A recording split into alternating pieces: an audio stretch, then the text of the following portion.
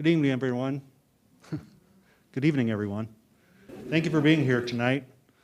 You are here for a city council meeting, and it is November 2nd, 2020. We'll start the meeting with a roll call and determination of quorum. Nordstrom, Roberts, Stroman, Armstrong, Jones, Lehman, Solomon, Evans, Drew. We have a quorum. Okay, thank you. And we'd just like to thank everyone for being here and for wearing a mask. As you know, as you heard on the news, we have implemented a mask mandate for City Hall.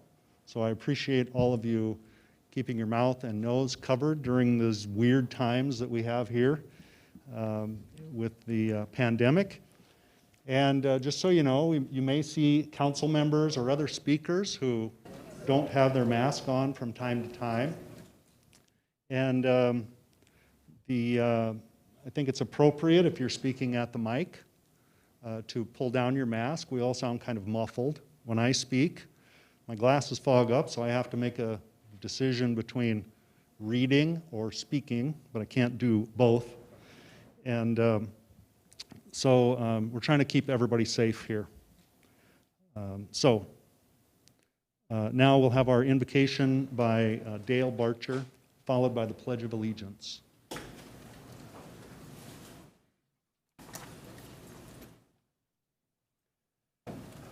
Please pray with me. Father, we come to you grateful for another day of life, for the community in which we live, work, and raise our families.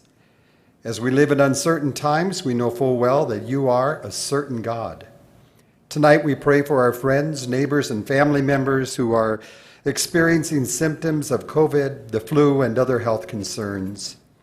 We pray for healthcare workers, for our first responders who show up in the moment of crisis, for our workers of every kind who are essential in keeping our community going, keeping them all healthy. We pray that you keep them safe. We pray for our parents and educators who are struggling with this new normal of educating the children in their care.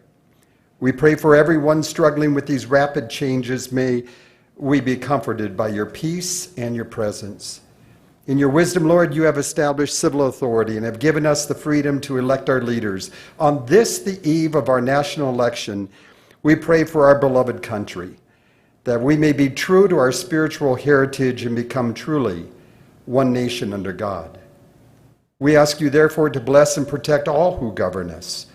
Bless our city council's decisions and policies. May they protect us, our families, and our future.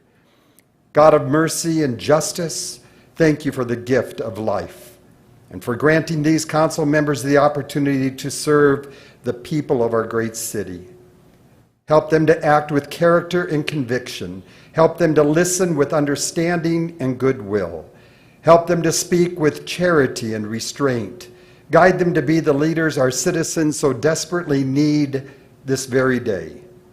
Help them to see the humanity and dignity of those who disagree with them and to treat all persons, no matter how weak or poor, with reverence your creation deserves. And finally, Father, renew them. Renew them with the strength of your presence and the joy of helping to build a community worthy of the human person. We pray all this in the name of the one who is the same yesterday, today, and forever, the one who in the midst of crisis and chaos is our comfort, our calm. We pray in the name of the Lord our God. Amen.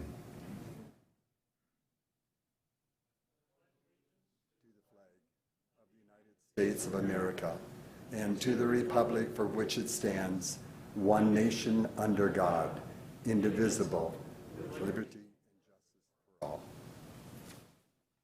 Thank you, everyone.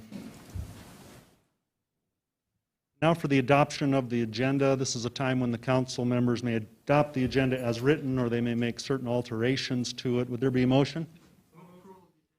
Motion to approve by Lehman and a second by Jones. All in favor of adoption of the agenda, say aye. Aye. Those opposed, say no. Motion carries.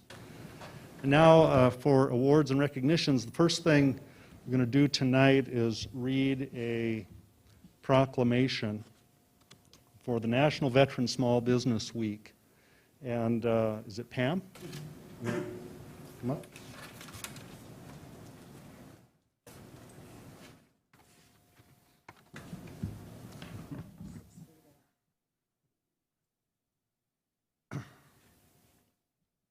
This is an executive proclamation, and it reads,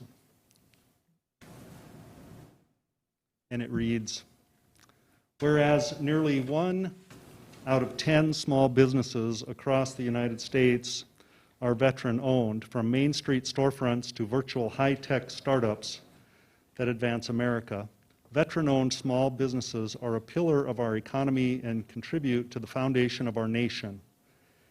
And whereas veteran small business owners have energy, skills, and discipline further developed by their military service, a selfless commitment to our country and communities, and a focused passion for what they do.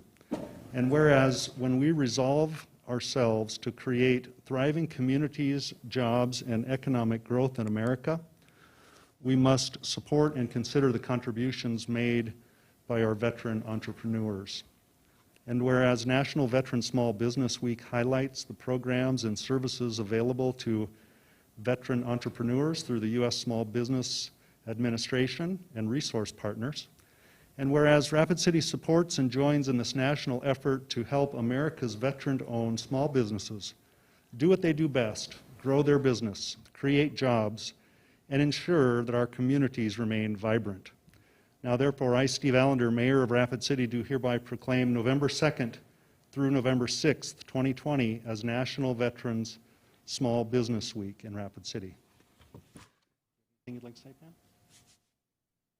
So much, and city leaders and Mayor Allender for recognizing this event, and it truly is, especially during this time, an honor to be able to recognize our veteran entrepreneurs. I thank the city for your partnership. I thank Elevate for their partnership during this time. If it wasn't without our partnership, we couldn't have gotten the task done to get the money out and to get the resources available. So thank you very, very much. I appreciate it.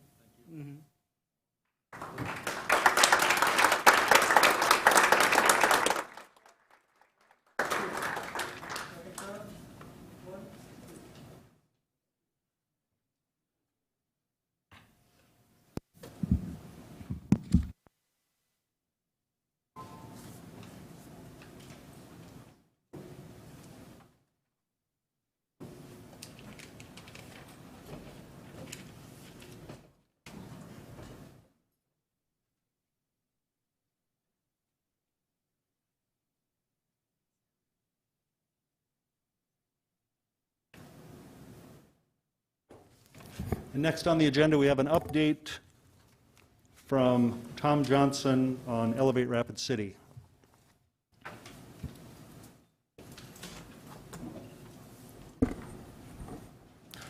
Good evening, Mr. Mayor and members of the council. It's been about 1 year, exactly to this day, that I was hired as the CEO of Elevate Rapid City. I have had numerous chances to update the mayor on our goings-ons over the last 12 months. But as I've met with many of you, in particular Councilman Nordstrom and Councilman Solomon, it occurred to me, and actually Councilman Lehman too, it occurred to me that I have not been in front of the council as a whole to update this group on what Elevate Rapid City has done over the last year. So I brought some slides with me today, and I'm happy to answer any questions, and I'd like to go through those if I could, Mr. Mayor. Sorry, I'm a little parched under this mask for the last half hour. So let me begin by talking about what it was like when I got here. This was our mission and our vision, and immediately you can tell that that's pretty hard to memorize. And we recognized that it wasn't exactly screaming, here's the why. So we quickly eliminated that, and here is what we came up with very quickly. We knew that we had to be regional, and we knew we had to talk about inclusivity and diversity. So we changed our mission to 7 words. We tried to get down to 5. That's what Black Hills Energy has. But since Rapid City's 2 words, I couldn't beat them, so we have 7. So it's elevate the Rapid City region for everyone. So not the good old boy network over the little businesses, not the Caucasian businesses over the Native American workforce, elevate the region for everyone. I really think that captures what we do at Elevate as we're trying to merge 4 different organizations into one and really build the region for everyone, including the least among us. Our vision is make Rapid City the place people want to be, not retirees, not Generation Z, not tech businesses, but the place where everyone wants to be. In our core values, South Dakota is ranked 2nd as the hardest working state. Frankly, I don't know who deserves to be first in front of us, but we decided to put that right in our core values. So we talk about working hard and outworking the competition, whether it's in Bismarck or Denver. We want to face the tough challenges and we want to lead the change. So we came up with that right out of the gate. We also took 3 organizations and merged them into one. So you'll see the former Chamber of Commerce, the Rapid City Economic Development Partnership, the Ascent Innovation Center, and then we also have our funding partner with South Dakota Ellsworth Development Authority, and they're all under the brand of Elevate Rapid City now. So we no longer have 4 brands, but 1 brand. So if you were to go to the Chamber of Commerce or Google Rapid City Chamber of Commerce, you would go right to Elevate's website. So we're taking the brand into one place. You had 3 different organizations going in 3 different directions, and everybody's going in the same direction now. This is what I faced from an org chart perspective when I got here. 3 different organizations. All the staff and resources from a human resource standpoint were in the Chamber of Commerce. The innovation and economic development groups only had 3 staff members. I was expected to go across all 3, along with our finance director and our admin assistant. So you can see the challenge there. The staff resources are in one place. The metrics that we're being judged on, jobs and job creation, are in the other 2. And so the staff resources weren't aligned with the metrics that you and the other funding partners want to see us do. So we had our hands full. This is what we came up with. We took 3 organizations, merged them together, and now we have 7 pillars: economic development, innovation and entrepreneurship, workforce and talent attraction, small business, business advocacy and quality growth, and then our military affairs to make sure that we're doing everything B-21, working with the National Guard to continue to expand them. Up at the top left, you'll see our mission, our 5-year goals, our budget, and then in the middle, you'll see our staff, our services and programs. No need to go over those in the next 10 minutes, but we're doing a lot of things, and I'll highlight some of those. We're also fully hired. We have 14 staff members, and we also support Sedita with Scott Langdith and Lynn Kendall and the group over there. You can see all our staff members. One of the staff members is here with me tonight, Anna Hayes, our public policy director. I want to thank her for being here. She's done an amazing job, as has all the staff. If you saw our annual meeting last week, it was virtual.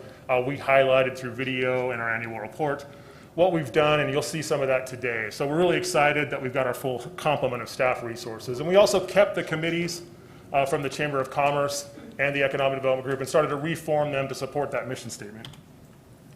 What you see here is a functional org chart, and it's like an accordion. You can go up or down. So if you follow it straight from the top, you have our mission, and the outcomes that we're measuring have to go right into that mission. So how do we know if we're elevating the Rapid City region for all? Well, the goal is to create 4,000 jobs, increase per capita incomes by 15%, which results with $300 million in capital investment annually, and then $125 million in capital expenditures. Going down, we measure our outcomes, and then we do that with the programs and services. We also measure our outputs. So what do we do on a daily basis? We try to link that with our outcomes as much as possible through those pillars and the support pillars. So on the far left, this is the easiest one to explain, the economic development pillar. So again, our mission is to elevate the region for all through creations of jobs and raising incomes. On the economic development pillar, how do we know we're doing that? Well, we know if we attract businesses and help existing businesses expand, that actually increases jobs, it raises incomes. And then we use those programs in the middle part, but we also measure what we can control on a day-to-day basis. So if we're fighting with Bismarck or the state of Wyoming or the state of Colorado for a project, we may not land it. So some of those outputs are outside of our control. John Wooden would often say he had the most talented team. Sometimes he lost. Sometimes he had an average team and he won a national championship. So sometimes you can't control the outcomes. What you can control, however, is what you do on a daily basis. So we know in that output column, again on the far left, the number of prospects we reach out to is directly correlated with the number of projects we get. The number of existing businesses that we talk to is directly correlated with the number of businesses that expand. So if you turn up the volume on your outputs, which you can control, you should see the volume go up with your outputs as well, which goes and feeds into the mission. So we got our org chart together. What did we do this last year? Well, we weren't expecting COVID, and it hit. We basically stopped what we were doing and threw the kitchen sink at it. All our staff gathered in a room at the beginning of March, and we said, what we can do? What can we do? So we started moving all of our events and mixers and trainings. You can see me, a picture of Senator Thune and myself there. We had Senator Thune in a town hall. We started moving everything online, doing candidate forums, mixers, events, training online. We also did our emergency bridge loan program, which I truly believe saved many downtown businesses and small businesses in Rapid City. We put out $220,000. We also donated $25,000 to United Way for frontline workers with respect to health care and rent mitigation. We also put $150,000 into the Rapid City Strategic Housing Trust Fund. Try to say that 5 times fast without water. And we did that again because we know that COVID is continuing and we know we're going to see affordable housing continue to become an issue, so we knew that was a great place to put some more money. We also created the Rapid City To Go page. Went from 0 to 14,000 members in 2 months. We also believe that helped save several businesses during the lockdown so they could do curbside pickup. Finally, last month we launched a child care loan program, and we think that program has already helped to create an additional 180 slots for child care in the community as a result of that program. We coordinated supply chains. Anyway, again, we threw everything but the kitchen sink, and sometimes the kitchen sink, at this problem. We got a lot of good attention from this from the state of South Dakota. We had people calling us from across the nation saying, how did you do this? We'd like to have the same response you did. They were about 3 months behind us. So we were teaching folks from South Dakota, Colorado, and I think some states, Iowa, Nebraska. We got some calls, how did you guys do this? How did you guys have that? Unfortunately, they didn't have their Chamber of Commerce and their Economic Development group merged, so they had different directions and they couldn't coordinate their response. So merging these organizations and forming Elevate was definitely a good decision, even if you didn't see COVID coming. Wanted to give you an update on our 5-year goals. This stuff was really started in earnest in 2018. It took them about 2 years to get me on board as a CEO. That job search took a while. There was some stops and starts. Save you the boring stories there. But here's where we are at as of today on those 5-year goals. So the 4,000 jobs, we're a little less than halfway through it. And we're a little more than halfway towards our goal. I think that's pretty good in a time of COVID. We think we're going to hit that goal by the end of 2022. If we don't, we're going to try like hell to get it, but we think we're going to get it nonetheless. It's hard to measure per capita increases in the bottom left because you have to measure that at the end of each year. So we use a proxy right now because that comes out every month, which is average weekly wages. When this project got started in 2018, that was the average weekly wages, $732. As of July, we were at $844. So if we use that as our proxy, we've already hit that goal. Do I think we're actually at that 15% when we measure per capita income individuals? Probably not. We're more like maybe the 11 or 12. But right now, that proxy, we're above that goal. The capital investment, $300 million. We're finding ways to measure that, but right now we use new building construction for our proxy, and as of end of October, we're at 198, so we may hit that $300 million by the end of the year. And then consumer expenditures, we blew past that in 3 months, so in the quarter we already hit 125. So we thought we'd try to make it harder and gamify this on ourselves. We thought, well, let's just try it month over month. So let's try to get 125 million over our January total in one of the months in the year, and see if we could do that. So in August, it was 688, over 576 million. That's 112. So again, we've already hit this goal, but we thought we'd try for something more interesting and try to challenge ourselves. We also put out economic indicators last year, so we put these out each month. Some of you probably have seen these. The one on the left is what you get on our website if you're not an investor.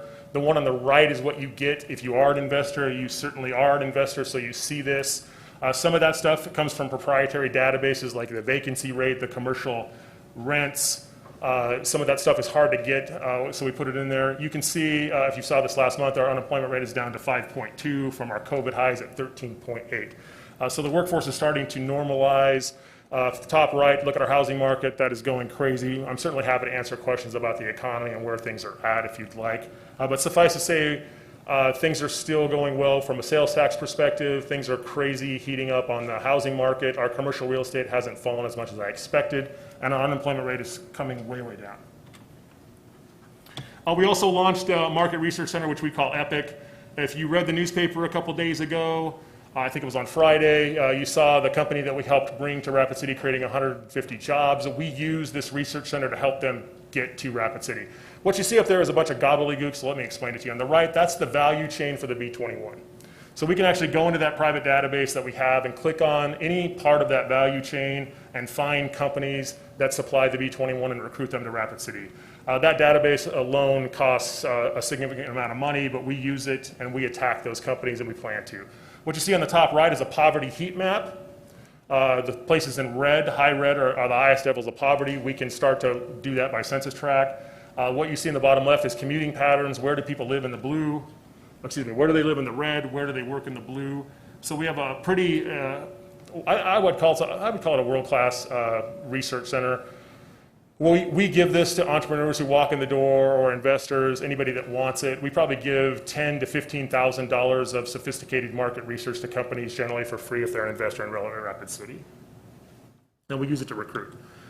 We also launched our magazine in the middle of COVID. We took our investment report and the Black Hills Business Journal, both which we were paying money for, so they were profit losses for us, and we turned them into a profit center. We combined this together into a quality life business piece called Elevate. And so now we make money off this because it's become so popular. The ad sales are soaring through the roof and people are trying to get into this magazine. I would say our best issue was definitely the one last month, in my personal opinion. You'll notice that Bev Warren, who I think is here tonight, is on the cover. If you spend any time with Bev, she will literally bring you to tears, but she will also make you have a lot of hope for humanity. I've never witnessed a more powerful story. And we featured Bev in our magazine because we wanted to tell the story of Bev as both a mentor and as an elder, helping to bring Native Americans into the workforce as nurses. And if you have read that or you want to hear Bev's story, it is so powerful. I'll probably start crying right now if I keep talking about it. Anyway, the magazine has been a wild success, and we're using that to brand Rapid City's quality of life and continue to talk about workforce, talk about all the great things in the Black Hills, talk about diversity, talk about inclusivity, talk about the arts and culture, talk about economic development and how it all fits together into a cornucopia. Okay, other highlights this year, recruiting. When I got here, we had 0 prospects looking at Rapid City. I'm glad to report as of yesterday, we have 39. Actually, we make that 38 since we got these call center announcement on Friday. So we have 38 prospects looking at Rapid City. I believe we'll have 4 prospects announced in the next 90 days as well. So we've got several companies from the coast, a couple from Silicon Valley, another from Minnesota looking at us right now. Our Director of Economic Development, Matt Bruner, who we got from the Governor's Office of Economic Development, is doing a great job pushing prospects through our sales funnel.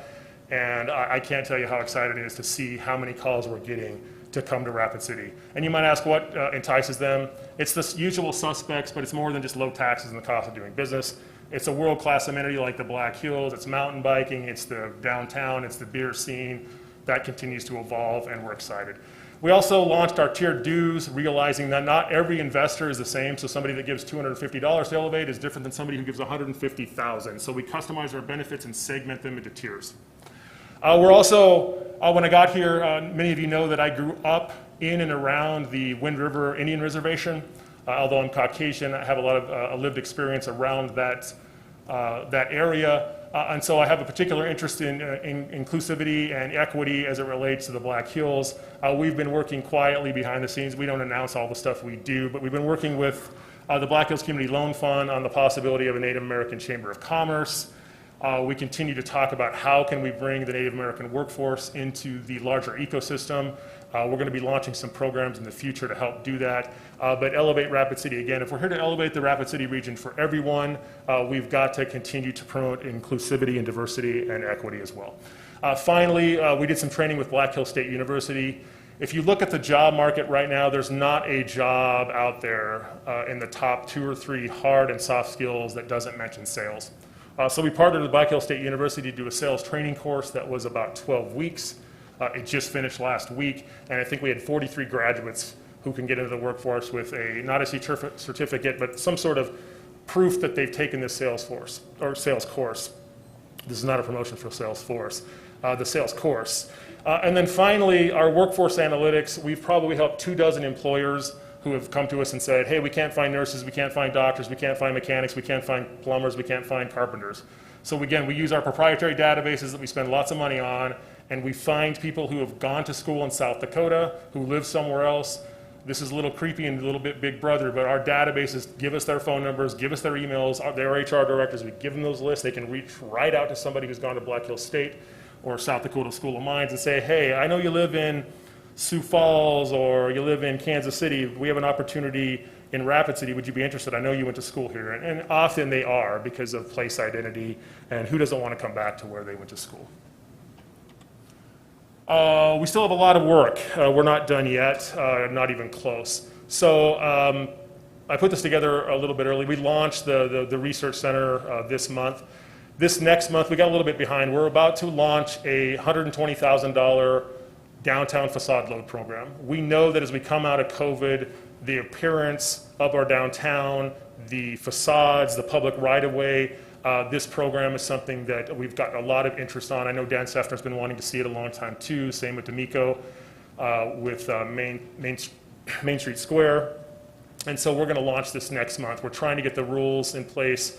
I'm going to reach out to your planning department to make sure we satisfy the planning requirements that we need to be satisfied in a program like this as well. It's in draft stages right now, but we're going to launch that by the end of the month. In December, we're going to launch a small business capital grant program for small businesses across the Rapid City region. Sometime between January and December and January, we'll launch community enhancement grants as well. These will help the nonprofit sector and the arts and culture sector with some grants that we're going to roll out. And then next year, we're going to be rolling out our workforce programs. Don't want to give the details too much, but we're going to have sort of 4 classes of workforce programs. We're going to try to recruit remote workers. We've already seen tech companies and their workers look at Rapid City as a place to work in the Black Hills. So you can still work for a Facebook or an Apple or a Netflix and live in the Black Hills. We're seeing an interest from people doing that. We get calls every day around that. We also know we've got to help businesses who are trying to recruit workers from outside. We know there might be a place for us to do that. And then the last 2 programs, we know we need to start helping those who are the least among us. So we want to help businesses get assistance for apprenticeships and training in the trades. We also know we need to help people who maybe have had a harder time of it than you and I, and they want to enter the workforce again, or entry-level workers. How do we help them re-enter the workforce, and how can we provide grant opportunities for them and the nonprofit community that helps provide the services for these groups? So look for us to do that early next year. And I think, Mr. Mayor, I probably used up my time. I'm happy to answer any questions if anybody has any, but that's my update for the first 12 months of my tenure with Elevate Rapid City. I know you guys have had certainly things going on before I came here, but we're going to work like hell next year to continue to engender your trust and respect. And I'm happy to take anybody's input. I think most of you have my cell phone at this point. If not, talk to the mayor and give me some feedback, and I'm happy to take it and include it in what we do. So, Mr. Mayor, if you have any questions, I'm happy to answer them, but I think I'm done at this point too. Okay, thank you, Tom. Any questions for Tom Johnson from the council? Okay. Thank you, guys. Thank you for being here tonight. Okay, now on to general public comment. Something I should explain because there's a few dozen of you that are on the list to speak tonight, but the general public comment is not for you. You're here for item 36, and we're going to call your names right before we read item 36 into the agenda, so that'll be just a little bit down the agenda. So, now for general public comment, this is a time for members of the public to discuss or express concerns to the council on any issue not on the agenda. Action will not be taken at this meeting on any issue not on the agenda except by placement on the agenda by unanimous vote of the council. We have one speaker request for general public comment, and that's Jenny Big Crow.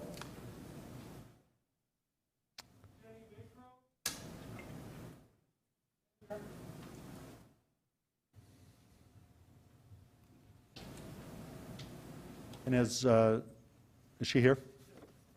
Okay.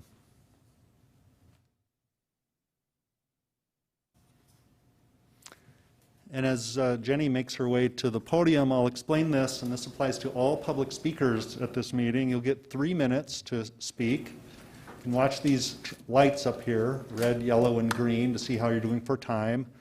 And when the flashing yellow light starts, that's time for you to start closing up and make way for the next speaker. Okay, Jenny Big Crow, the floor is yours.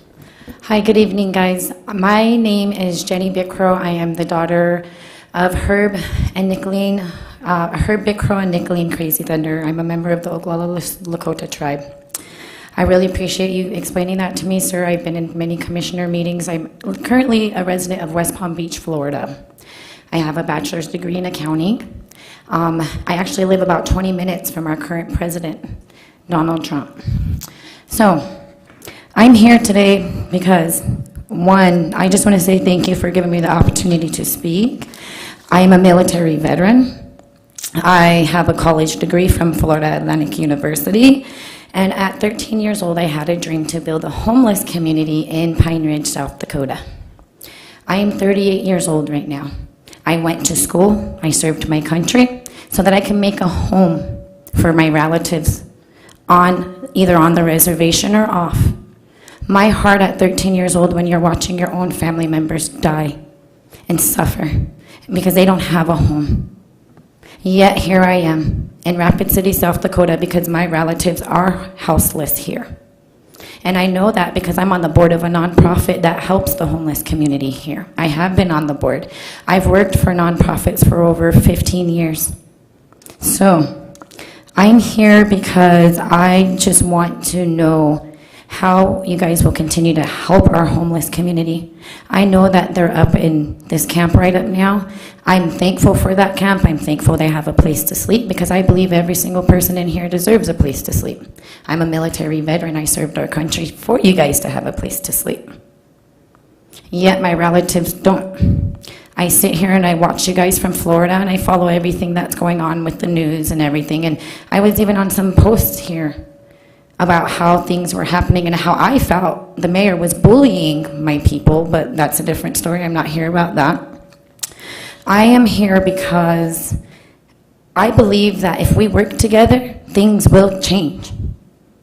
I have worked for the white community for over 20 years. You guys have laws. You guys have paperwork that we have to look at, and we need to fine-tune those laws so that we know we're getting served in our own best interest. I'm a business manager. I would never sign some documents and let my business go down because I didn't read what was in that. So today, I'm just going to end with this. I'm here because I love my people, the Lakota people. I am a mentor, I'm a speaker, I'm a consultant. I do things for our people and for our tribe. I'm ending with this. Apparently we're meeting on the item 36 tonight. I just have a couple of questions from the mayor and anybody in here. Was the BIA, did they approach the treaty council? Do you guys know that we don't just sell our land and do things with our land unless we get our elders' permission? This isn't about land back for me. It's about tribal leaders making the commitment to work with your community so that we ensure we're both benefiting and both our relatives have a place to sleep, not just yours. Thank you for your time. Like I said, I'm not here for the land back. I'm here to make sure those contracts that are being signed, people know what they're getting when they're done. Thank you for your time. Thank you. And that's all for general public comment. Councilmember Pat Jones would like to take a moment of personal privilege. Thank you very much, Mayor. I appreciate it. Tomorrow, as we all know, is Election Day in Rapid City. A lot of early voting has been taking place. I want to just stress to the people in Ward 1, please make sure and ask for the special ballot to vote in Ward 1 so you can vote for the next city council person to be your other representative from Ward 1. Each ward, as we know, has 2 council members that represented it. Right now, Ward 1 has only 1, and that's me. Tomorrow is the culmination of the special election. So please make sure and vote tomorrow if you haven't, and if you're from Ward 1, please make sure and get the special ballot to vote. There are 2 candidates, Tessa LaHaye and Ron Weifenbach. Please make sure and vote on that special ballot if you live in Ward 1. Thank you very much. Okay, thank you. Now on to non-public hearing items. There are no speaker requests on these items, so we'll go on to consent items 3 through 24. Would the council like to pull any of these items or motion to approve all of them at once? Move to approve. Okay, a motion by Jones to approve the consent, second by Armstrong. All in favor of that motion say aye. Aye. Opposed? Motion carries. Now on to non-consent items 25 through 36. We're going to open public comment and leave it open until we get to past item 36. There are no other speaker requests for items in this group. So we'll start with item 25 under ordinances. Item 25, first reading of Ordinance 6447, an ordinance to amend Section 8.08.070 of the Rapid City Municipal Code to clarify inclusion of solid waste charges in the utility rate relief program. Who said that? Motion by Solomon and a second by Roberts. All in favor of that motion for approval say aye. Aye. Opposed? Motion carries. Item 26, first reading of Ordinance 6442, an ordinance to revise and clarify certain general provisions in Title 13, Public Utilities and Services, by amending Chapter 13.04 of the Rapid City Municipal Code. Motion approved by Darla Drew, second by Greg Stroman. All in favor of approval say aye. Aye. Opposed? Motion carries. Item 27, first reading of Ordinance 6443, an ordinance to revise and clarify certain provisions concerning the city water service system by amending Chapter 13.08 of the Rapid City Municipal Code. Motion to approve by Drew, second by Nordstrom. Okay, all in favor of approval say aye. Aye. Opposed? Motion carries.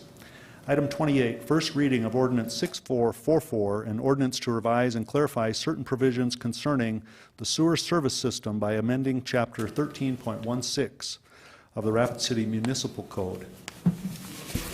Motion to approve by Jones and a second by Nordstrom. All in favor of approval say aye. Aye. Opposed? Motion carries. Item 29. Approve the second reading and recommendation of ordinance number 6446 regarding supplemental appropriation number 7 for 2020. Motion to approve by Drew, second by Nordstrom. All in favor of approval say aye. Aye. Opposed? Motion carries. Item 30, approve the second reading and recommendation of ordinance 6448, an ordinance to amend provisions concerning purchasing procedures and delegation of purchasing authority by amending sections in Chapter 3.04 of the Rapid City Municipal Code. Motion approved by Nordstrom. Second by Jones. All in favor of approval say aye. Aye. Opposed? Motion carries. Now on to Legal Finance Committee items. Item 31, authorize Mayor and Finance Director to sign the assignment agreement with Midwest Business Solutions, LLC, doing business as Pactola, for the contract for construction of public improvements by private developer for the Homestead Street Tax Increment District. Motion to approve by Nordstrom, second by Roberts. All in favor of approval say aye. Aye. Opposed? Motion carries. Item 32, authorize the Mayor and Finance Director to sign the contract for construction of public improvements by private developer for Homestead Street Tax Increment District. Trying to figure out how that's different than the last one. Someone made a motion to approve. Darla Drew, and the second was who? Lance Lehman. Oh, and there we go. Okay, motion for approval. All in favor say aye. Aye. Opposed? Motion carries. On to community development items. 33, a request by Atlantis LLC for a preliminary subdivision plan for proposed lots A and B of Lot 1, revised of Atlantis subdivision, generally described as being located at 1314 North Elkvale Road. The committee recommendation, by the way, was to approve with stipulations. Motion to approve with stipulations by Stroman. Is that correct? And a second by Lehman. Okay. Motion is to approve with stipulations. All in favor say aye. Aye. Opposed? Motion carries. Item 34. request by Fisk Land Surveying and Consulting Engineers for Michael and Marnie Gould, Stuart Rice, Ross and Angela McKee for preliminary subdivision plan for proposed lots A through D. And this item, the recommendation is to continue for 2 weeks at the applicant's request. Motion by Lance Lehman to do that. Second by Greg Stroman. All in favor of that motion say aye. Aye. Opposed? Motion carries. Item number 35 is a total of 82 alcoholic beverage license applications for 2021, and we'll go to Darla Drew. Thank you, Mayor. As usual, I always like to ask the Police Chief Hedrick if there's any problems with any of these applicants. He is shaking his head no, so thank you. Okay. I yield. Okay. Is there a motion on this item? Who said that? Roberts, motion to approve? In a second? You're going to have to, you're all muffled and behind plexiglass, so I'm trying to keep up. Roberts made a motion. Solomon made a second. All right. All in favor of that motion, say aye. Aye. Opposed, say no. Motion carries. Okay, now we're on to item 36 already. So before we start, I'm going to just start reading the names off of this list. Everyone will get a chance to speak who's on this list. I just want to say we're in for a kind of an investment of time right here. Also, there's limited space, as you can tell. If you so choose, when you're done speaking, if you're in this room, and you choose to give up your seat, I'm sure someone out there would appreciate it. You're welcome to stay. And then also, if I assume you have something halfway rehearsed or on your mind, just ask you not to repeat word for word what the person before you said. So we're in for about 90 minutes or so of public speaking right now. First on the list, on item 36, Rick Gerlach. Here he comes, Daryl. And just a reminder, in case you didn't hear all that before, every speaker has 3 minutes. You can watch these lights to see how you're doing. Go ahead. Matakiapi, Rick Gerlach, Machiapi. I'm here to talk about the Susan land deal, and I've lived here most of my life. This morning on the news I heard that this land was valued at $2 million. I don't know if they were talking about just Susan or the whole of the west side that's involved in this. I myself am opposed to this because this land has been given to us starting in 1898. It was stolen back from us. Part of it was returned, and now it sits where it sits. If people really wanted to help the Native community, we already have this land base, so I think that it would be much more convenient to build a building if that's what the Native people want. If they want a community center, Susan land is there, build a community center there. As the mayor was saying on the news the other night, when they started doing Sioux Addition, and now they want to move us even further out of town. That's really all I have to say. I want to appeal to the Lakota community to not give up this land, to maintain it. It's part of our culture, it's part of our history. It gives us a presence here in Rapid City. So I'm opposed to this whole land deal. Thank you. Thank you. And now Kathy Gerlach.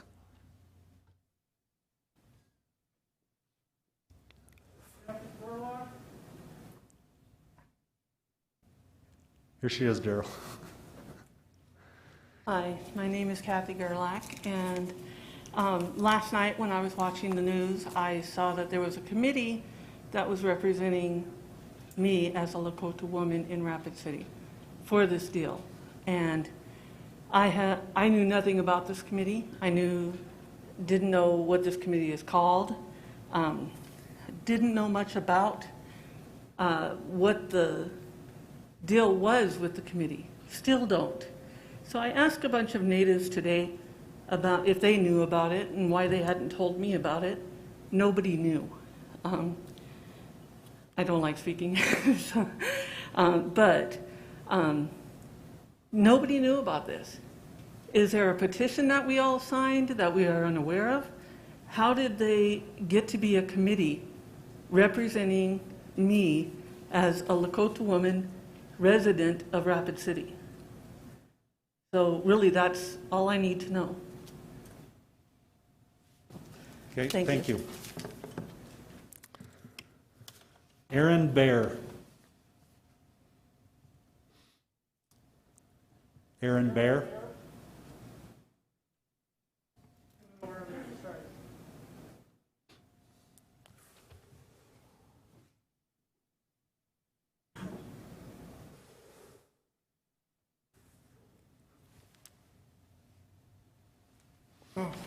Well, good evening. My name is Aaron.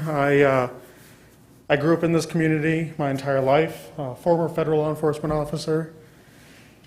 When it comes to Indian country jurisdiction, I know a lot about that, and it's my understanding how we got to this position in the first place is that the committee was going to research what happened to the children that died at the boarding school. And I support that. I support research and anything. You know, I'm college educated myself, but what happened afterwards, I believe, is where they crossed the line. And that was negotiating a land deal. The community of Rapid City, the Native community, has already elected a board to speak on their behalf. They have a constitution, they have run an election, and they hold monthly meetings. And that board has been recognized by the federal government. That is the board that should be dealing with this land issue, not a nonprofit organization, not a committee of people who have been appointed or who have, I'm not too sure how that committee was brought about, because just like others, I found out about this Siouxsan land deal very recently. So that is also a surprise to me. So I guess what I'm going to leave with is that the city should be very wary of what is going to happen. Because if I have to, I will legally fight this issue as far as I can. I've taken on the federal government and I've won. I've taken on a university and I've won. If I have to take on my own community over this land deal that I believe my people need to have a voice in, that is what's going to happen. So I thank you for your time. Thank you.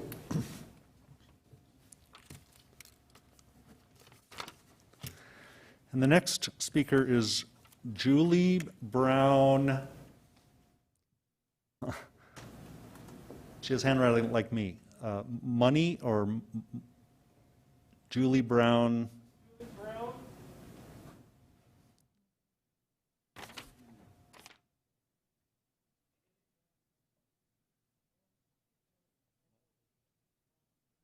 Sorry, I just butchered your name, Julie. Could you tell us? That's all right. I'm used to it. My name is Julie Money. I was born and raised here in Rapid City. I'm an enrolled member of the Oglala Sioux tribe, and I would like to know how this happened that my voice was taken away. And you guys assumed it was okay for somebody to speak on my behalf.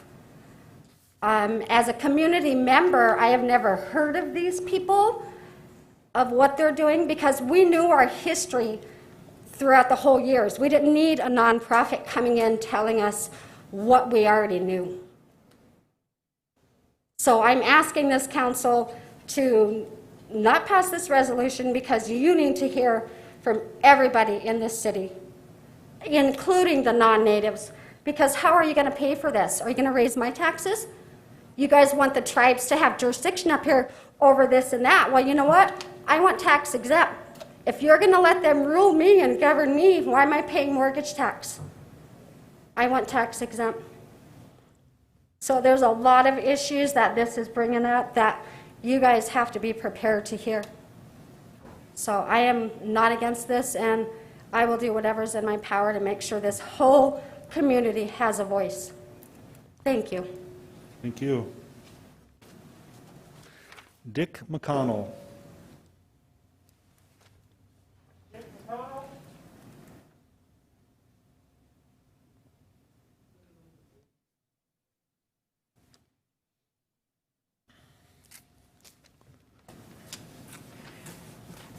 Good evening, Mayor and City Council. My name is Dick McConnell, and I live at 201 Franklin Street, Rapid City, South Dakota, and I've been a resident of Rapid City since 1978. And I'm here to talk about item 37, which is resolution number 2020-084. And I'm here because I want to talk about Land Partial B, which is where the Canyon Lake Activity Center is currently located. The gist of my message to you tonight is that we do not want to move. We've invested many, many dollars in that facility, and the resolution says there's approximate value of $20 million for A1, A2, and partial B. And as a retired architect working in Rapid City for 30 years, I'm saying that figure is more like $40 million and not 20. But we believe we are in compliance with the educational aspects of the criteria for Canyon Lake Activity Center. We do lots of educational programs specifically for people over 50 years old that come to the center for many different kinds of educational opportunities and teachings that are done there at the center. So we believe that we are in compliance with the aspects of Resolution 2020-084. And again, I said we do not want to move. We'd like to stay where we are now. And we're suggesting to the mayor and the council to find other land, potentially maybe east of Rapid City, for the needy Native Americans that are looking to swap land or make an exchange. And so we're concerned about that. And finally, I'd like to say that I recommend solidly to the council and to the mayor not to act on this resolution. It needs much more detail. It's like signing a blank check without any dollar amount on the check. Thank you very much. Thank you, Dick. And now, Bev Warren.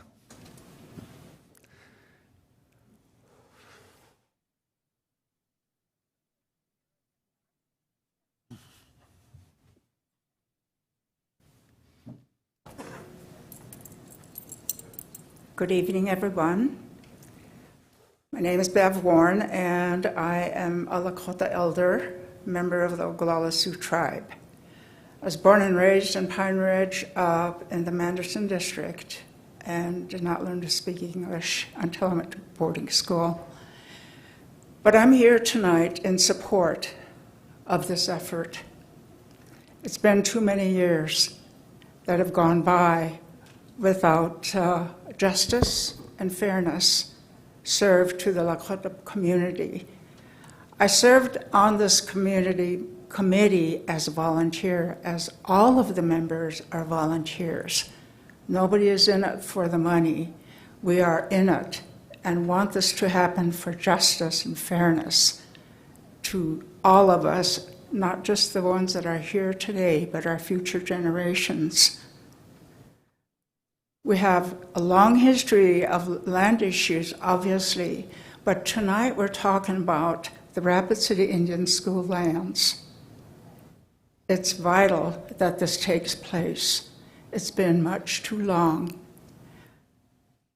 I'm thinking about our children, our future generations, and the fairness and the justice for this to happen. I'm here to honor all the unchis, the grandmothers that tried to do this for 70 years here in Rapid City. I too went through the school system here in Rapid and went to nursing school at St. John's in Rapid City. And I'm invested. This is our ancestral lands. This is where our ancestors are buried. And we want to stay here in collaboration with everyone. We can't keep fighting each other. It's time to stop racism. It's time to stop taking advantage of the Native people. It's gone on much, much too long. So I'm asking the City Council members to look at this from an objective point of view. Even if you have personal bias, go beyond that. Take the higher road and vote for this. I'm now going to read off 14 names of Unchis or Lakota women who tried to do this for the past 70 years. Alice Janice, Cecilia Montgomery, Cheryl Castillo, Dee Schumacher, Elizabeth Fasthorse, Alma LeBlanc, Eva Nichols, Vivian Redleaf, Julia Roach, Marie Lampert, Mary Wright, Mona Montgomery, Sharon Lizotte, and Violet Weston. These women put their heart and soul into this work, and we must honor them in doing this right thing for tonight, and not just for them, but for our future generations. Thank you very much. Thank you. Next, Dr. Eric Zimmer.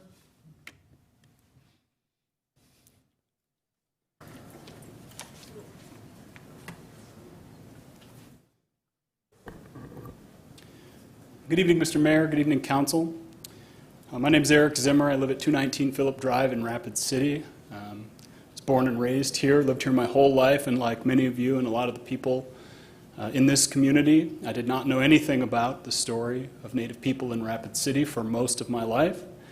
I know I've addressed the Council before, and so I know you've heard a little bit about my background, but I'm a historian. I have a PhD in American history, focusing on Native American history as it relates to the story of dispossession and reclamation of Native land and its intersection with municipal and state and federal policy all across the country. I am, of course, here in support of this resolution, and I hope that you will vote on it tonight.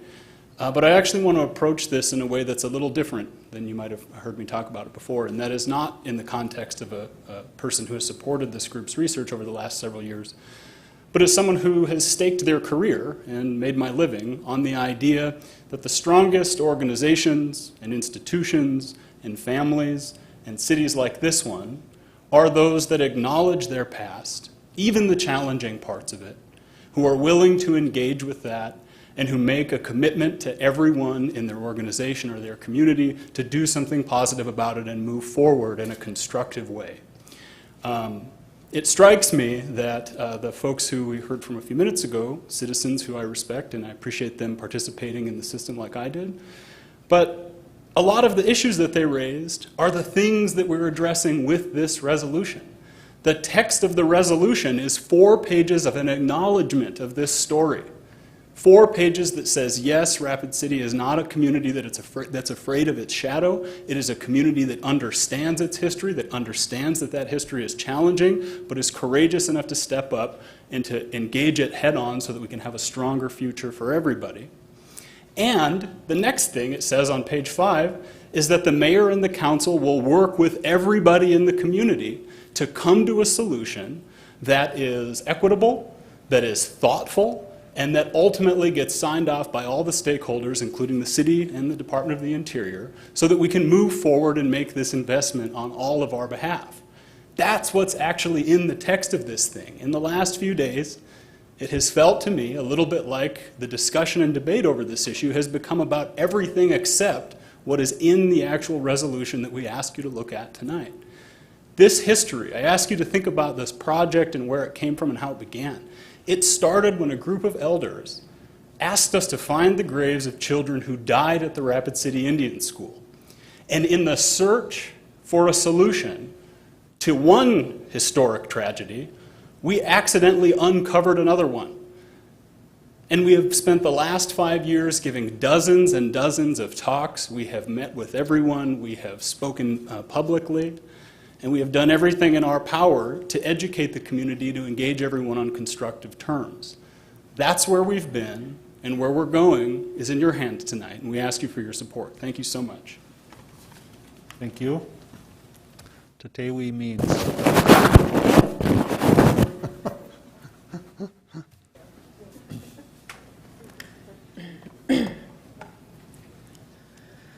Hamariakiopi Tatewi means Amachiapi. I am Sistin Wapitan Dakota and Oglala Lakota, and I grew up here on the Ocheti Chakoni homelands for the last 10 years. Grew up on the reservation, but graduated from Central High School. I'm the daughter of the late Russell Means and Peggy Phelps, and I only went away twice from the homelands for school. Once to Stanford for my environmental engineering degree, and again for my law degree from the University of Minnesota Law School with a concentration in human rights law. I'm a former Attorney General for the Oglala Sioux Tribe and currently an Executive Director for Thunder Valley CDC, a nonprofit on the Pine Ridge Reservation. It is from these perspectives that I share some words with all of you tonight, and particularly from my perspective, legal background and law enforcement background from being a former Attorney General.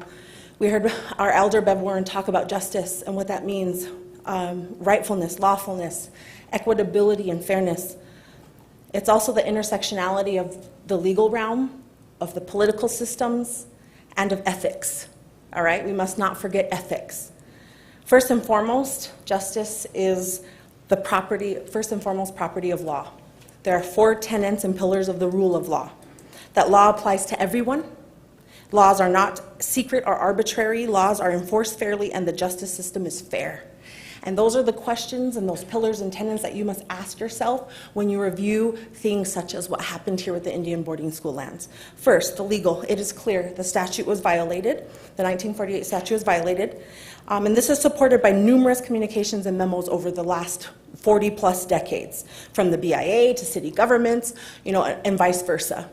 Most recently, from a 2017 letter from the Department of Interior that says that the reversion applies to these lands, and the city needs to have a plan to figure it out. 3 years, and the city has yet to respond. The council has been privy to this information, so it's not something new. For the last year, numerous engagements and encounters to educate. I guess it's easier to put your head in the sand and hope we just go away. The city of Rapid City has been put on notice for decades. How much more time do you need?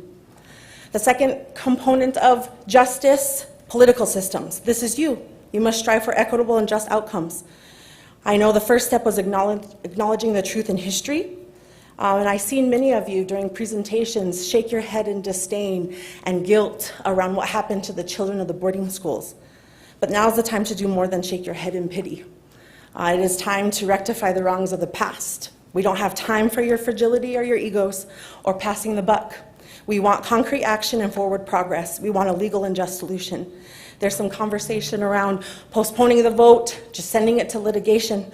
As a taxpayer, why would you waste my taxpayer dollars on litigation that will end in a result that we're proposing in this resolution, a community-based solution? I'm actually surprised that a local government is deferring to federal action to dictate how we control outcomes in this community. I'm really surprised that that would be the course of action this council would take. The last component is ethics. I call on each of you to reconnect with your moral compass. You can't separate ethics from law and policy. And you must ask what is just, what is lawful, what is right.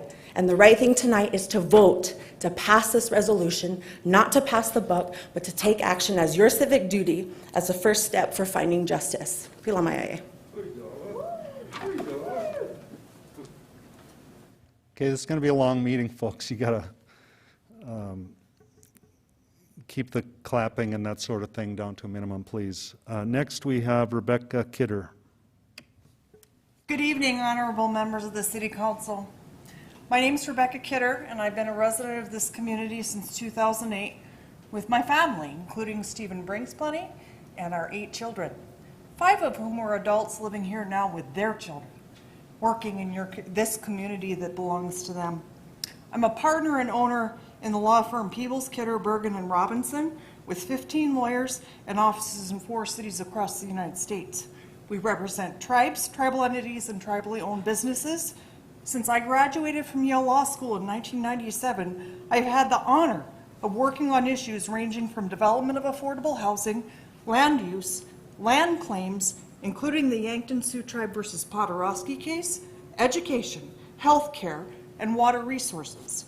I also represent tribes in negotiating tax collection agreements and tax litigation and Indian gaming litigation, including the recent federal court cases of Flandreau-Santee Sioux Tribe versus Nome and Flandreau-Santee Sioux Tribe versus Terwillegar. I've been honored to be identified in U.S. News and World Report for the last 2 years as one of the best lawyers in Native American law. I've represented tribal entities and tribes in state courts with a 5-0 record and one Supreme Court win in the South Dakota Supreme Court and federal litigation, including 2 United States Supreme Court cert denied decisions. I'm here tonight as a community member, as a business owner, as a mother and a grandmother, as a lawyer who specializes in federal land issues, and as a community member who is interested in seeing our community take action on an issue that is frankly not complicated from a legal perspective. We elect our fellow community members to City Council to take actions that improve our community. The action of City Council is both necessary and clearly in the best interest of the entire community tonight. When my father was alive, he taught me there are 2 things in this world that cannot be taken from you: your word and your handshake. But once you give those away, you can never get them back. The Rapid City Council in September 1949 accepted a deed to lands with a clear condition in both Public Law 543 and in the deed that the land thus conveyed shall revert to the United States of America when the land is no longer used for municipal purposes. The Rapid City Area School District likewise received land under this condition. The city gave its word and its handshake. Tonight we ask you to live up to that word and that handshake as the successors to those that you gave that word to, the United States. To agree to work on this issue and remedy the wrong that was done. It is not a historic wrong, it is an ongoing wrong. And it hurts all of our families. My children, my grandchildren, who live with the shadow of ignorance and fear every day of their lives here in Rapid City. We have the power to do right. All you are doing is committing to take action. The city is in a worse legal position if you can't even vote to take an action to say we will work on this with our community. I know your time is short. I appreciate all the time that you spend, but I can tell you, litigation is a waste of all our money and time. I negotiate agreements between diverse parties, including the federal government, states, cities, and counties, and I've done it for 20 years. It's a much better use of your resource. Thank you. Next is Chuck Nichols.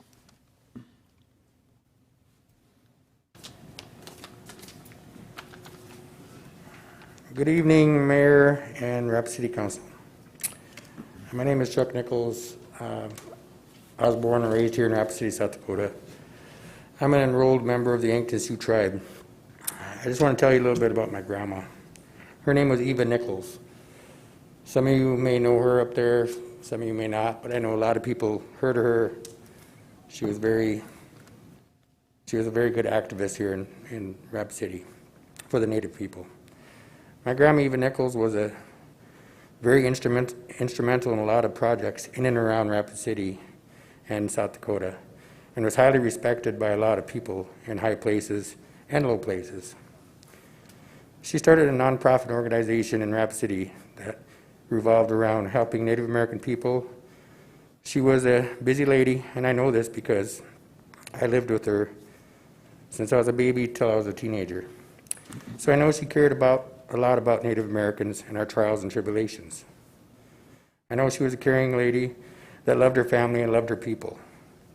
And if she were alive today, she'd be proud of the Native people that are coming together to stand and pave a way for progress and a brighter future for our Native people, young and old. My Grandma Eva and others started paving the way for a brighter future for Native Americans. And now is the time for a younger generation to finish our good fight for our community. An Indian Community Center for Rapid City is needed and will benefit the whole community. And I know my grandma would support and approve. Please vote on this resolution tonight. My family has waited 70 years to see something happen like this. Please vote yes. This is a positive, creative solution for everyone. On a side note, it was my understanding that my grandma met with Rapid City Attorney Mike Dietrich in the early 80s, and that he told her that she was wrong and didn't know what she was talking about. That's all I have. Thank you. Thank you.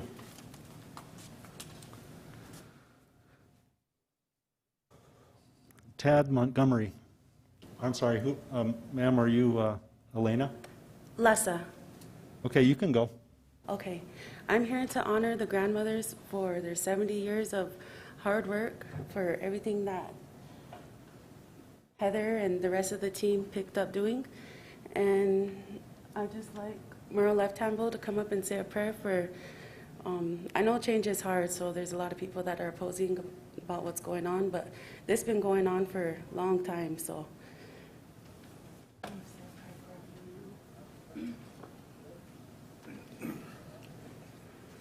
You want to say wopila, no, and the Lakota at the Gauta Heave, that's in the Lakota, no. The day I want to pray for Cecilia Montgomery, what she stood for, who she was, what she started.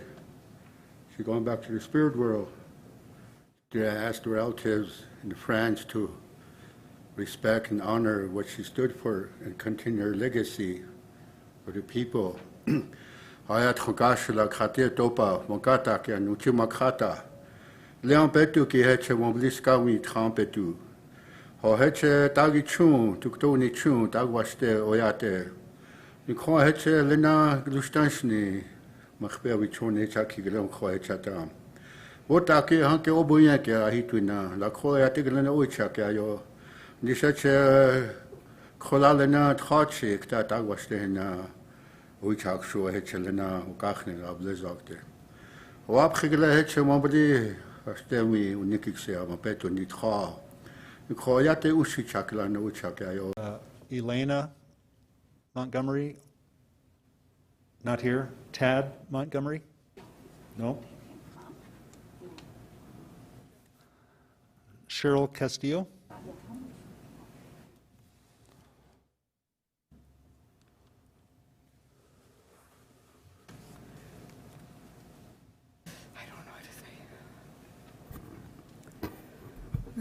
Good evening,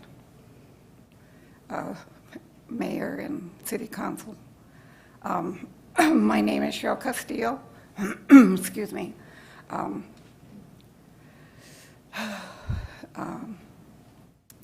was born and raised in, well, I was in Pine Ridge, and I'm nervous, excuse me. I lived in Rapid City almost all my life. I remember living in, when I was a little child, I remember living in Oshkosh Indian Camp. I was one of the children that lived down there. And, pardon me. Anyway, my mother, today would have been her birthday. She was a good speaker, and she did a lot. She went and she did a lot of campaigning, and she spoke out. She was a very outspoken person,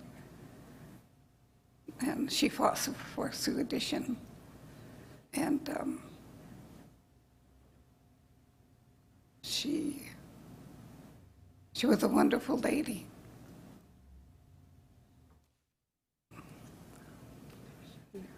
And I remember her telling me one time that the reason they put us out here is to get rid of us so they won't have to see us. But now they have to see us because we're here. That's because we were in Sioux Addition, and that's where we live now. But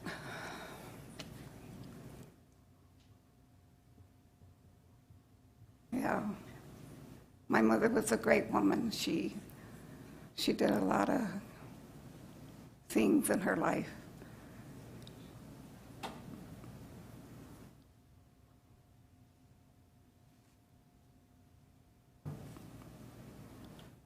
Thank you.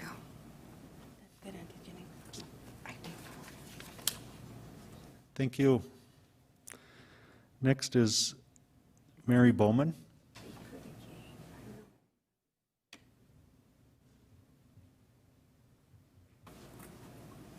Good evening, everybody. My name is Mary Bowman. My maiden name is Lone Hill. My parents were Poxy and Hobart Lone Hill. They were lifelong residents of Rapid City. My dad and his family came to Rapid City from Pine Ridge. My grandpa was a mechanic, and he worked on airplanes at the air base. And my dad worked at Pete Lean's until he retired. He was like 80 years old when he retired. He ran a blade for them, and he moved the dirt in and out of the Civic Center for the rodeo, and he amazed people at how fast he could do that. He was very talented with that blade.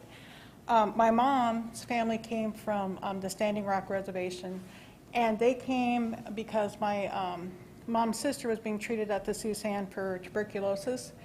And my mom lived along the creek. She was in the Oshkosh camp. And my mom had a lot of really wonderful stories and childhood memories of living along the Oshkosh camp there.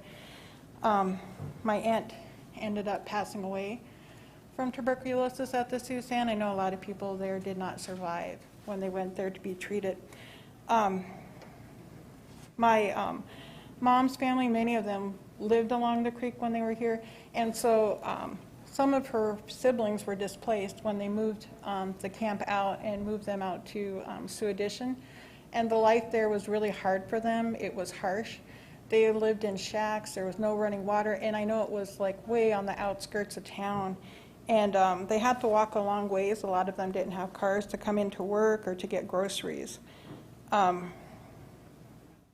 My parents were married for 59 years. They actually met at the Mother Butler, which used to be at down there by the creek, and that's where my parents met. And they raised 5 children here, and so I was born and raised here. I raised my children here, and now my grandsons are being raised here also. I'm grateful for the work that the group has done, all the research and everything they have done for on this the Rapid City boarding school. We all grew up hearing stories about this land, this Indian land, and we wondered what the story was behind it. And so to finally know that from all this research, it's really a blessing to know that. It's something I know that my parents would have been happy to hear too. I feel like they would have been in favor of this resolution. And so I think it's time to remember the forgotten children that died at that school also. That's something whose time has long been coming. I hope you pass the resolution. It would be a move in the right direction and a positive action for all. Thank you. Thank you. Bree Jackson.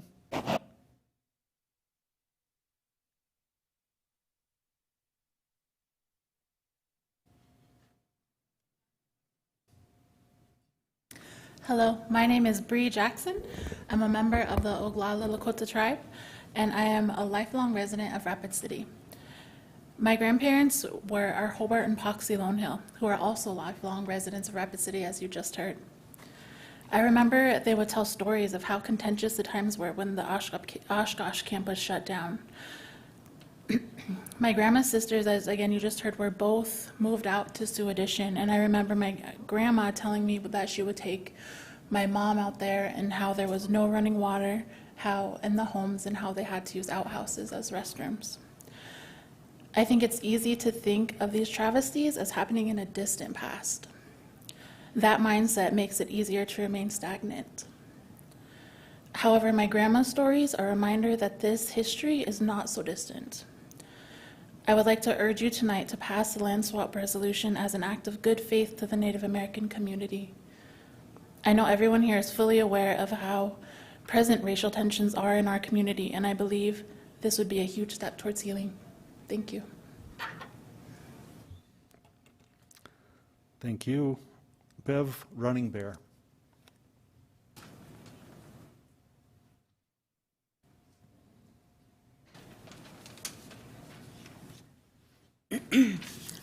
Good evening, Mayor and City Council.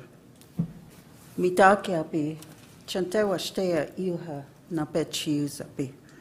With a good heart, I shake each and every one of you, your hands, my relatives. My name is Beverly Running Bear, and I moved up here in 1977. At the time, my two oldest were 3 and 4, but they were raised here. And I remember from the beginning, I would always hear about this Indian boarding school. As years passed and I had another child, her great-grandmother always talked about the Indian boarding school, and she was a student there.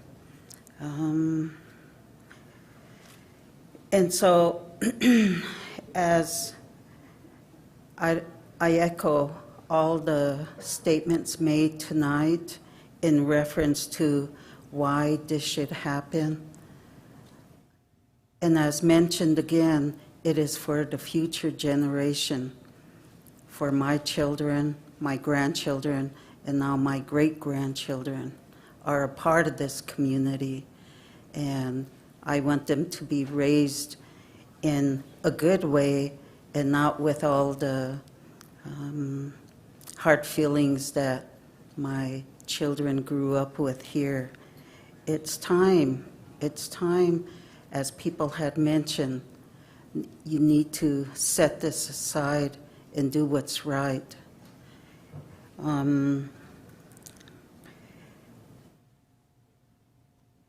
I feel personally that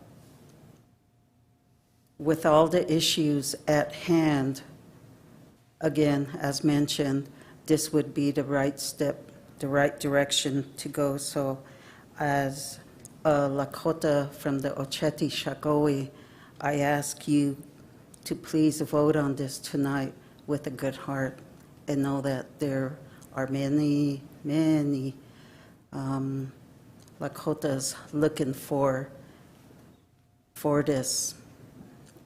So thank you. With a good heart, I ask this of you tonight. Thank you. Thank you. Dr. Art Zimiga.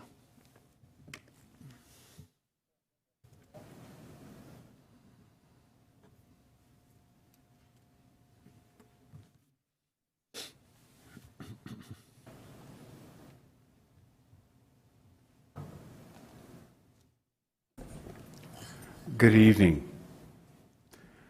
I would like you to know that I support that you should vote on this evening. Why? My name is Dr. Arthur Zimiga. I've been a long resident of Rapid City. You may say, how long have you been a resident of Rapid City? And I would tell you, I've been here so long that the dinosaurs on that hill have turned to stone. And now we're discussing an issue. And that issue is, who are we as a community? Who are we as a people together that share a space in this time, in this place. I've had my father that came to school at the Rapid City Indian School, my aunts, 3 and 2 uncles. My father was 7 years old. He used to tell me about the school. He loved it. He loved it because he could learn new things.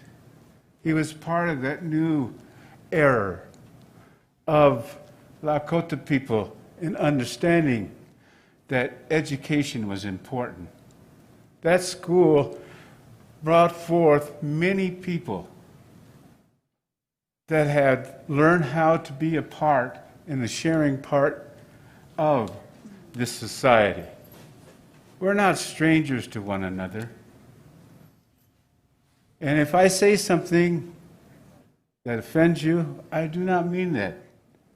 Because in my heart, I respect you. In my heart, I believe you.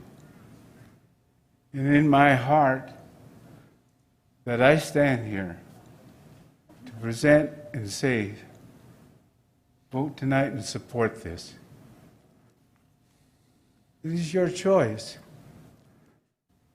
Because the residents of Rapid City, and I can name a few, I see some up here, that I get to stand here and say as a citizen and as a contributor to the economics of this, like Pine Ridge, like in the regional areas, that this young man did a beautiful presentation. That's the beginning steps. We are in this together, economically, socially, mentally, and spiritually. We are Rapid City. Please think about passing this today. Thank you very much. Thank you. Marlis Miner.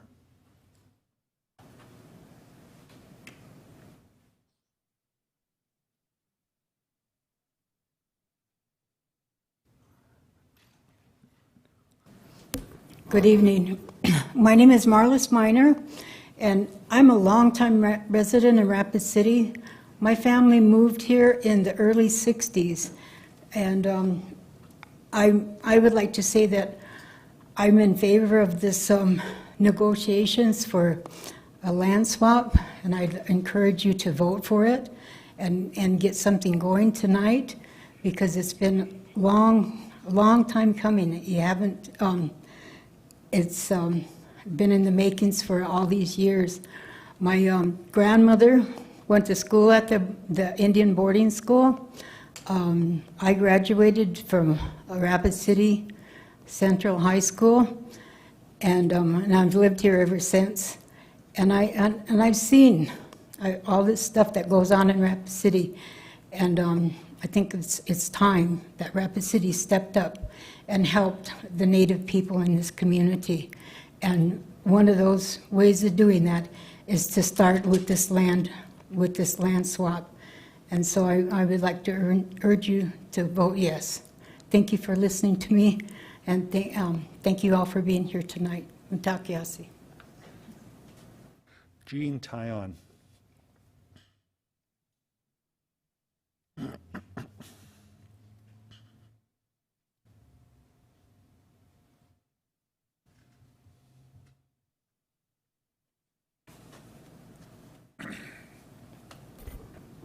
Thank you, Mr. Mayor and Rapid City Council,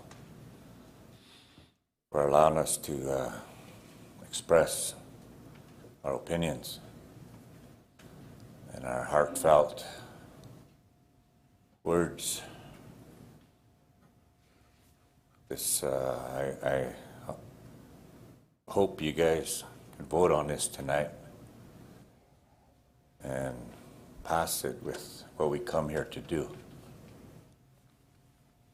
As you know, there are many Native Americans in Rapid, in South Dakota, around the United States, who are recognizing and reconnecting to who we are. And that's really helps us with our identity that was taken away from us at one time. So in working together here, it's going to help all of us to build this community for a better place. So it would be good to some of us to sit in the places where you are. We can make decisions together in the future here. Thank you. Thank you. Troy Fairbanks.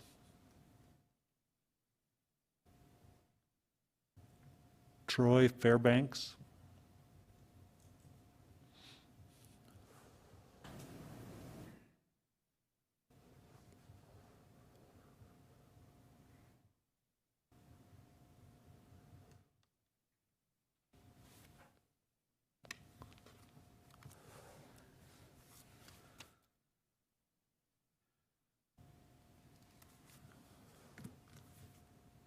Good evening. My name is Troy Fairbanks. I live at 110 East Watertown, Rapid City, South Dakota.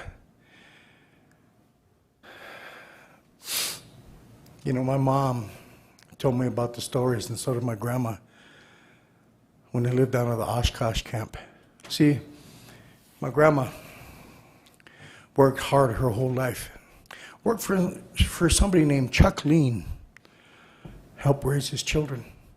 Then worked for the Eilers Furs and helped them. And then my father, Ed Fairbanks, along with the owner of the native Lakota Times, Tim Gallego, were the first native Indian businessmen in Rapid City.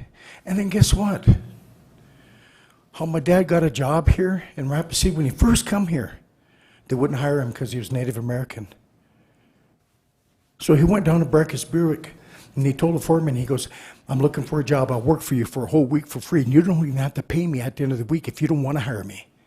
He went upstairs and he told Jim Breckis that story. And Jim Breckis said, hire him. That's how my dad got his first job here in Rapid. Native American. Awesome. So awesome. You know, my three sisters were the first Indian cheerleaders here in Rapid City. And then they went on, my sister Sandy became the head, what do they call that, the lead cheerleader at Central, at the Cobblers. And she went down to Sioux Falls, Washington and got this trophy. They call it the Spirit of Six, where 6 Caucasian young teenage girls died in an airplane. And she cheered real hard because she wanted to bring that back home here to Rapid City. And she won. They won. They brought it home. And ever since my sister Sandy brought that back, the Spirit of Six has never left Rapid City. We, as Native people, are protected by the Treaty of 1868. And through the United States Constitution, Article 6 states in that treaty, it is the supreme law of the land. That's where that jurisdiction comes from state, federal, and tribal. I got how many seconds left? 30 seconds? Okay, I'm going to tell you one thing real fast. A long time ago, when this nation was going through a civil war, it was at a time when President Lincoln passed into law. It was called the Proclamation Act. It gave a reason for the North to fight the South. And after that war, it freed the African American, and it also freed the Chinese American. They were working on a railroad, Intercontinental Railroad. It was called the driving of the Golden Spike. So what ended up happening is they were fighting amongst each other, saying, I'm better than you. No, I'm better than you. No, I'm the best. and they see my grandpa Sitting Bull coming by, and they said, let's ask Sitting Bull, he's a wise man. He'll be able to tell us why we are so different from one another and who is the best amongst us. And they asked my grandpa Sitting Bull, he instructed Grandpa One Bull to go and White Bull to go and get a wooden bowl and bring it back. And when he did, he said, cut your hand. And all the men there, they cut their hand and bled into the bowl. And Grandpa said, what do you say? And they scoffed at my grandpa Sitting Bull, and they said, ha, Sitting Bull, we see our blood. And he says, what color is it? And they scoffed my grandfather Sitting Bull again. And he said, it is red. City Council, this is what my grandfather said to those men. The color of our skin does not matter. Not one of us are better than the other. We are all equal. We are all the same. We are the caretakers of Mother Earth. We are the part of the Red Nation. I want to thank City Council for allowing me to say that story that's never been told about my grandfather Sitting Bull. Thank you so much. Daryl Red Cloud.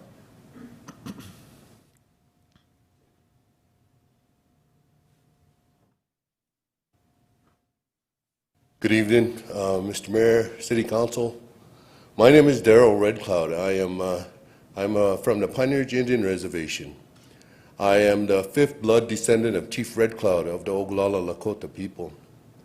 I stand here this evening in support of what is happening here. The land swap, the case that's going on. I stand in support of it. I ask you to vote on it this evening, tonight. Approve it so that our relations between the Native and non-Native here in Rapid City will be, we could move in a positive direction for all people that are involved. It could be something really good to, as a Native person doing working at Mount Rushmore for the past 7-8 years, working at Oglala Lakota College here in Rapid City. As a presenter, cultural presenter here in Rapid City, I see a lot of tourism coming into this city, and they're always looking for a Native speaker, the history of the Native people, the history of the Black Hills, the history of our people. So we could benefit from that tourism by building this memorial, by doing this land swap, by doing something positive for the non-Native and the Native people here in Rapid City. This could benefit both sides. I ask you and I urge you to vote this evening. Thank you very much. Thank you. Hanny Shafi.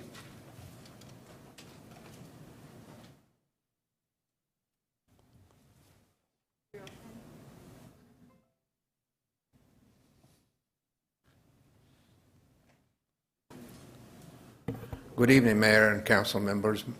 My name is Hani Shafi with Dream Design. I live in 8669 Countryside Boulevard, and I office in Rapid City. So many treaties and so many acts have been drafted to really do just for a just cause and to bring justice to people who really thrived for it for so many generations. 1890 Treaty, the 1924 Act to give them citizenship and to allow them the right to vote. In our state, 1951 was the first time that the Native Americans were granted the right to vote. I really thank you for giving me this opportunity and for giving these many natives a voice tonight to voice their opinions. This is not really an issue of land. This is an issue of community. Our community talks about economic development. We talk about issues relating to homelessness. We talk about affordable housing. I met with so many young and old Native Americans before this resolution was drafted. And they all talked about a community center. They were the most professional group that I've ever worked with. They have discussed issues in a very great manner, discussing what options they can do to better their community. We have 12% or more of Native Americans living within our community. We have not really do them any justice for so many years. We have not invested in their culture and in their causes, and we ignore them for that long. It is time for us to do them justice. They talked about investment and creating investment, nonprofit organizations so that they don't have to rely in maintaining their community center on the city or any other government agency. That is very wise. That is very sophisticated approach to things. The past, we say, well, they really cannot handle things. Well, the acts and the resolutions that were passed in the past, none of them included any input from the Native Americans. So how can they adopt and follow something that they did not have input into? And this resolution before you, it was drafted in cooperation between city staff and the Native American volunteers, young and old, to bring justice to this. This is not really a land settlement deal or what have you. This is an investment in our community. And it is really time to start that investment. It is time to heal the wounds of the past. And it's not really, I'm not bringing the past because we want to dwell in the past, but we want to learn from it moving forward. So we could heal those wounds, and hopefully by investing into the Native American community, by passing this resolution tonight, we could actually remove the scars of the past. I thank you for giving me this time, and I urge you to pass this resolution tonight, because it's not a commitment, or it's not an action or a legal binding thing between you and the Native community. You're not giving away any land. You're not giving away any money. This is just setting up a beginning to start a framework and to start the process of healing those wounds. I thank you again, and I appreciate your time. Dan Tribby.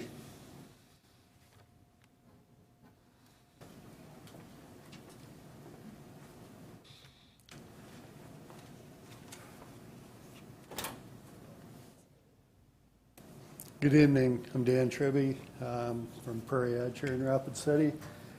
And probably 3 or 4 years ago, I had the opportunity to meet with Heather, and we started this conversation about the boarding school land, and I'm thankful to Heather to take me through that educational process of just really finding out the facts of what happened at the boarding school. But I'm going to fast forward to really why for me is really, really important. And I've worked for a lot of years in trying to promote tribal tourism and to just educate people on why the Black Hills and Rapid City are so unbelievably important to Native American people all over the United States. I've traveled on behalf of what is now Rapid City, or Visit Rapid City, and before the Rapid City Convention and Visitors Bureau. And there is just a tremendous want and need for Native people from all over the United States and Canada to come here. This is such an unbelievably spiritual and sacred place. And people, no matter, you give people a chance of going to Disneyland or coming to the Black Hills, they're going to take the Black Hills. This means something. It's important. What this resolution really is about, and what you have an opportunity to do, is to change the attitude of one of being adversarial to creating allies. We have worked on this so hard for a lot of years. You'll hear later from Brian Brewer, perfect example of how button heads got us no place until we became allies, and the fruit that's grown from L&I, and just how that has become such an absolutely wonderful, wonderful experience. You guys had the opportunity with this resolution to move this whole process even farther along. The downside of this is the clock is ticking, folks. The clock is ticking. We've worked our tails off to get things like the new arena complex, invite more people here.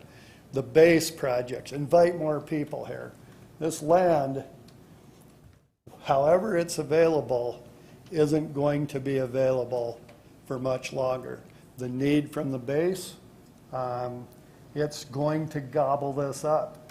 And there is only a limited amount of time to really do what these folks want to do, and this benefits Rapid City so much. So I'd strongly, strongly encourage you to take a look at this resolution, see the good that it can benefit all people in western South Dakota, and vote on that and just become good allies.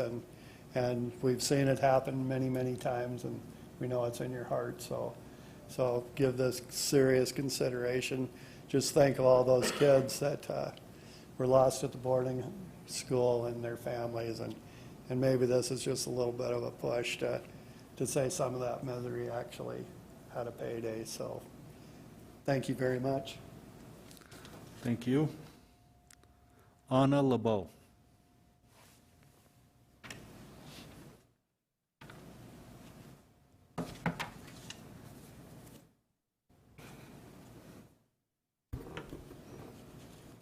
Eonia and Wiblaha.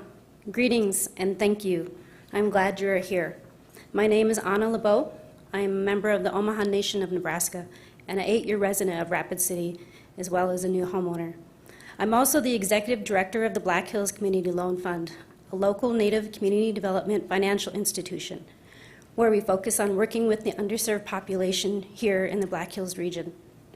Our client base represents tribal members of the 16 tribes in the Great Plains region, as well as tribal members from Montana, Wyoming, and New Mexico.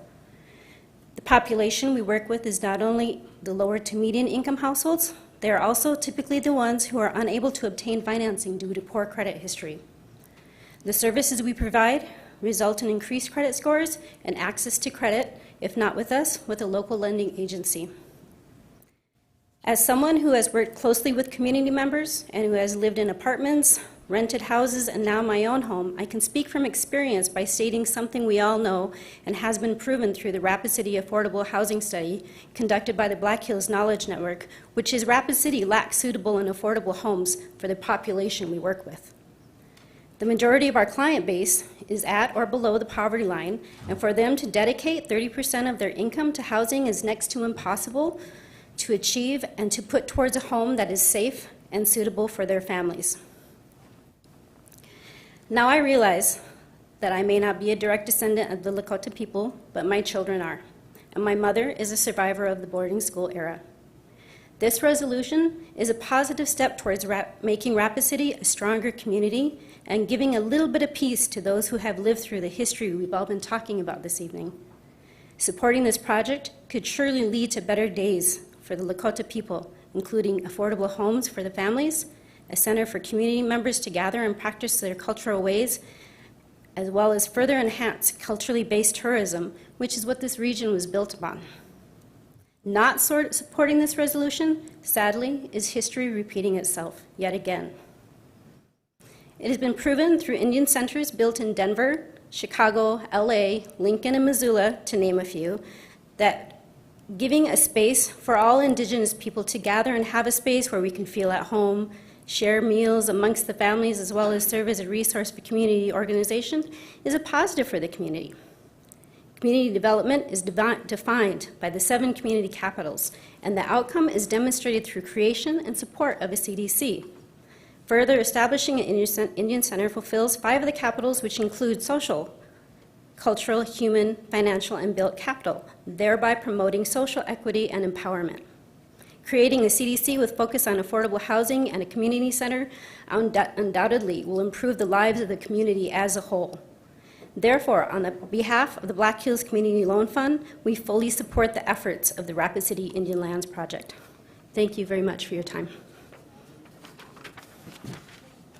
Natalie Stites Means. She's not here.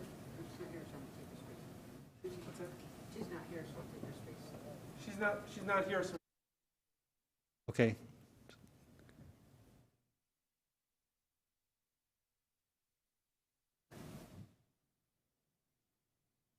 Good evening. My name is Cheryl Angel. I was born here. My mother and my father, they lived in Oshkosh camp. My mother went to school in the Indian boarding school, as did her mom and my two aunties.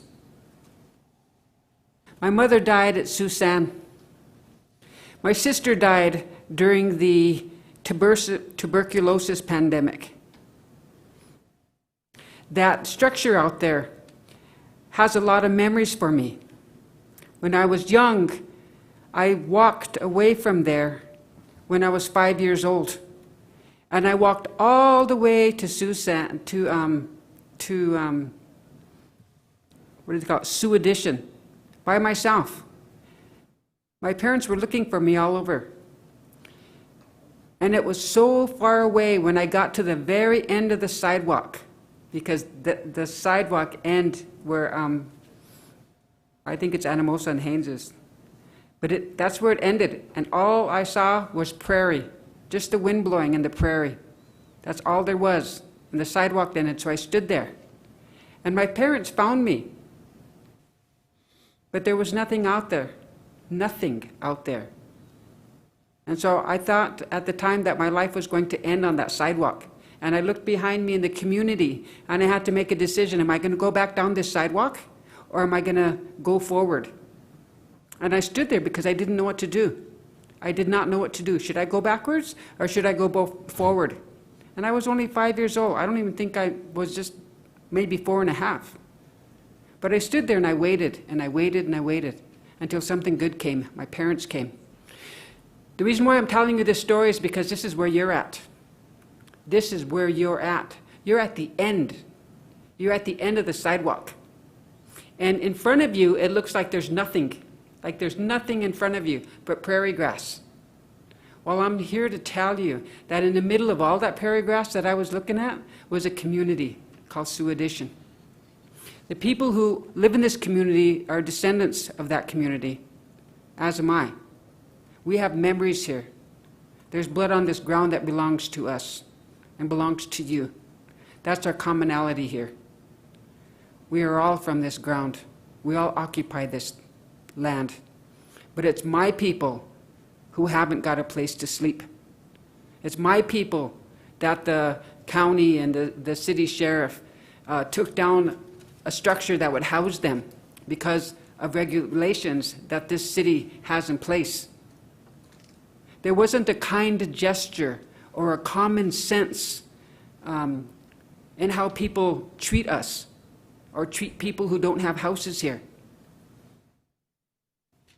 I don't think that's fair. I don't think that's just. But that's the reality of the situation that we live in today. So we had to do what we had to do. And where were we? Where did we end up? Outside the city limits. And it feels like, and it's true, we've been pushed and pushed and pushed out of our natural homelands. And it's time for you here to recognize that there's nothing to fear. Something good is going to come. But you've got to make the right choice tonight. You have to. You can't stand on the end of the sidewalk without someone coming to help you. And we're here. We're here to help you. You don't have to be afraid of us anymore. You don't have to look the other way when you see us, because we're here to help. And there's enough of us here to get it done. So I propose that you pass this and let's start working together. Thank you.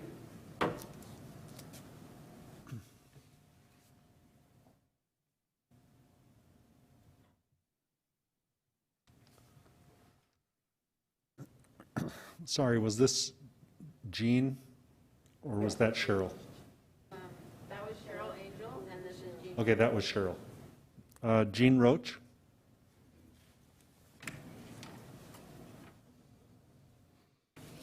Hello, I'd like to introduce myself. I've been a lifelong member in this community. My name is Jean Roach. My grandmother was Julia Roach, who was member of the Sioux Addition community. A lot of the people that have lived out there are no longer there. They've lost their homes to annexation and taxes. But part of this, of the Rapid City Indian Boarding School land project, is to return like part of the land back or exchange it. We feel that over the years there hasn't been a lot of things happening for the Native community here. If you go across the countries everywhere in the bigger cities, we have Indian centers, and we can take care of our own people. We're educated enough that we can handle our own and help with housing and stuff like that.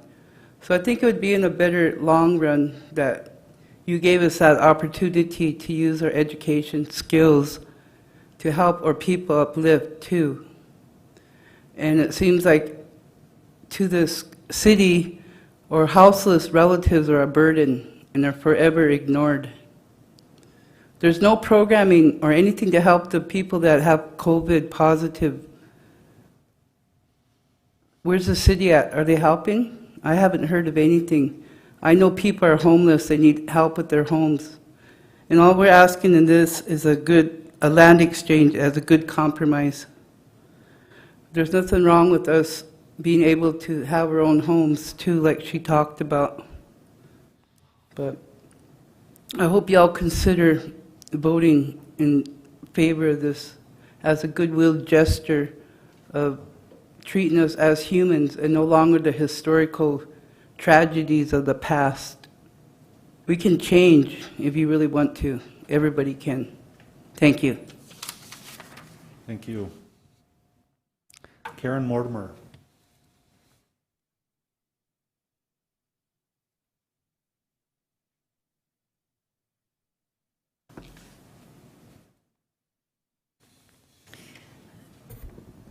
Good evening, Mr. Mayor and City Council. It's an honor to be able to address you this evening, so thank you very much for that time. It's also an honor to be witness to so many good comments this evening from our whole community. So I'm speaking as a citizen, but someone who's been involved with Native, non-Native relationships for some time now. I'm the director of the Minnelusahan Okolakichiape Ambassadors, Rapid City Circle of Friends. And we've been working to address the lack of or broken relationships between the Native and non-Native community for some time.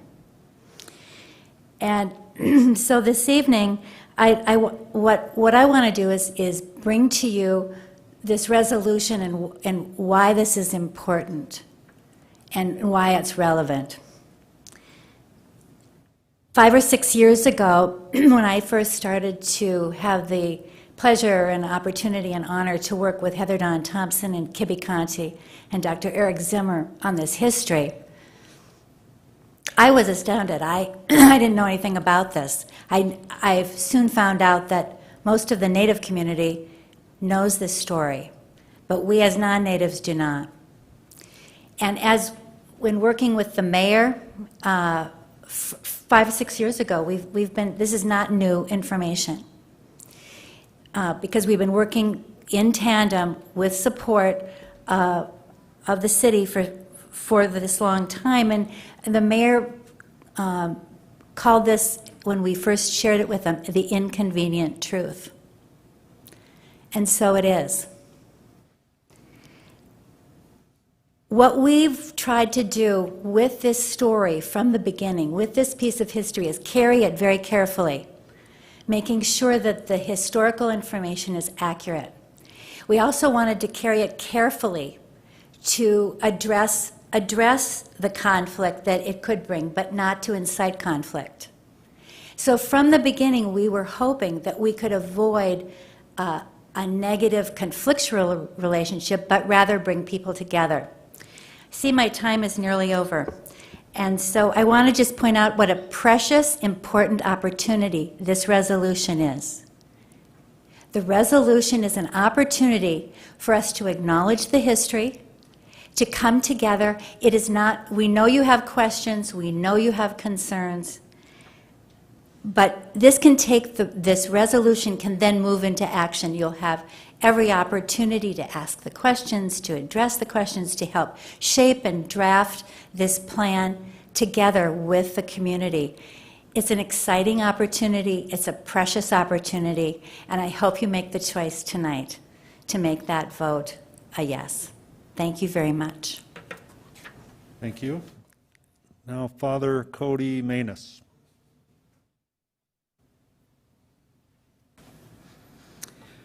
Good evening, Mr. Mayor, Madam President, honorable council members. My name is Father Cody, and I am the rector of St. Andrew's Episcopal Church. St. Andrew's was founded as a congregation of the Diocese of South Dakota in the 1950s on about one of the 1,200 acres we're talking about tonight. As a priest of the Episcopal Church and as the pastor of a congregation sitting on this land, I would like to encourage the City Council to approve this resolution and begin the difficult, though important, work of making amends to the Native community. I encourage us all to exercise moral courage tonight. That our Native community has been wronged over the past several decades is plain for all to see. We hear in both testaments of the Bible, sacred to both Jews and Christians, the persistent call to partner with God in mending that which is broken, righting that which is wrong. This is the very basic definition of reconciliation, and it is fundamentally reconciliation to which Christians are called, and perhaps other traditions, though I won't speak for them. Although it was your predecessors and not you who made the decisions all those years ago, which contributed to this particular wrong to the Native community, it is you here tonight, not tomorrow, not next year, tonight, who have the opportunity to begin the work of righting wrongs and mending that which is broken. I implore you not to defer this decision to your successors, whoever they may be. Tonight is your chance to be a good ancestor. Tonight is your chance to be a good relative. The time is now, my friends. Once more, I encourage you to pass this resolution. I thank you for your time, and I commend your discernment to Almighty God. Thank you. Thank you. Now, the Reverend Eric Thone. Good evening. I am Reverend Eric Thone. I am an ordained minister in the Evangelical Lutheran Church of America, and I serve a congregation on land that was acquired as part of the 1948 Act. I also serve a number of members who live in the West Hills Village. But I'm here because this is not merely a land issue, it is not merely a legal issue, it is not merely a monetary issue, it is a moral and a spiritual issue. Micah 6:8 asks the question, what does the Lord require of us? And answers, to do justice, to love mercy, and to walk humbly with our God. Too often, however, we have lacked the humility to honestly look at our history and confess our wrongdoing. It is easier to deny or dismiss the painful past than it is to take on the seemingly impossible task of reconciling it. I am here because the church, particularly in the boarding schools, and in our handling of that land acquired in 1948, has participated in that past, in the violence and injustice that has been inflicted upon Native people here in Rapid City. As Christians, we believe in confession and repentance as the way to forgiveness and reconciliation. Repentance is not merely saying, I'm sorry. It's a changing of course. And I believe that that is the opportunity that we have tonight to do something significant and tangible to repair the historical breach between the Native and non-Native communities here in Rapid City, to do justice, which, as Cornel West says, is what love looks like in public. I'm here because, like you council members, like you, Mayor, I'm called to serve this community, to work towards the healing of the past for the sake of our future together, a future that has been delayed too long. Because there is never a comfortable or a convenient time. Responding to Southern ministers calling for patience and moderation, the Reverend Dr. Martin Luther King Jr. noted that justice delayed is justice denied. We cannot delay any longer. We cannot wash our hands of this responsibility or kick it down the road. This, tonight, is our opportunity. Now. Tonight is the moment that God has placed before us. And whether it is pragmatism or justice or mercy that motivates you, I pray that you support this resolution tonight. Thank you. Thank you. Cindy Raines.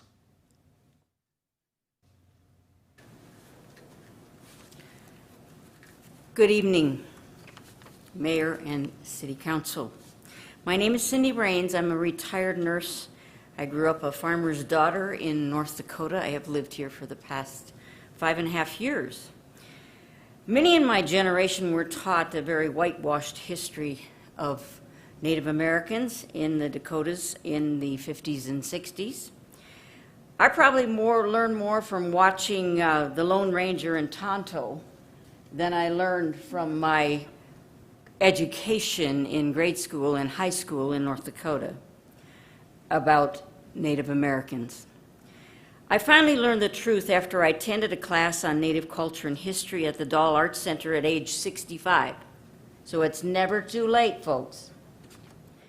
This started me on a path to educating myself, revealing the multi-generational effects of colonization on indigenous peoples that continue today.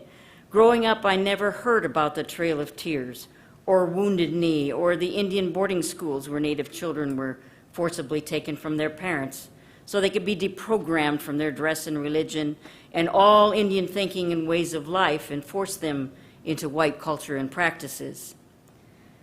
At the end of the Pledge of Allegiance that we said tonight, which I recited every morning in grade school, we say, "With liberty and justice for all."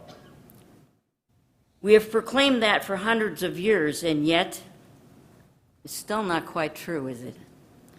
Racism continues in all aspects of life for Indigenous people. I beg you tonight, if you have not learned about what it means, there's terms that I had never heard in my life: institutional racism, systemic racism, white privilege.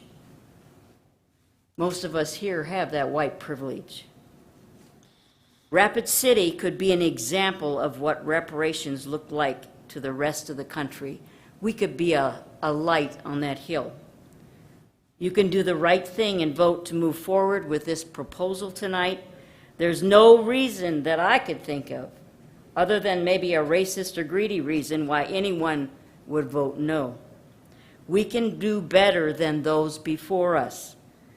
Let's work together for a better Rapid City. Thank you. Conte Hart.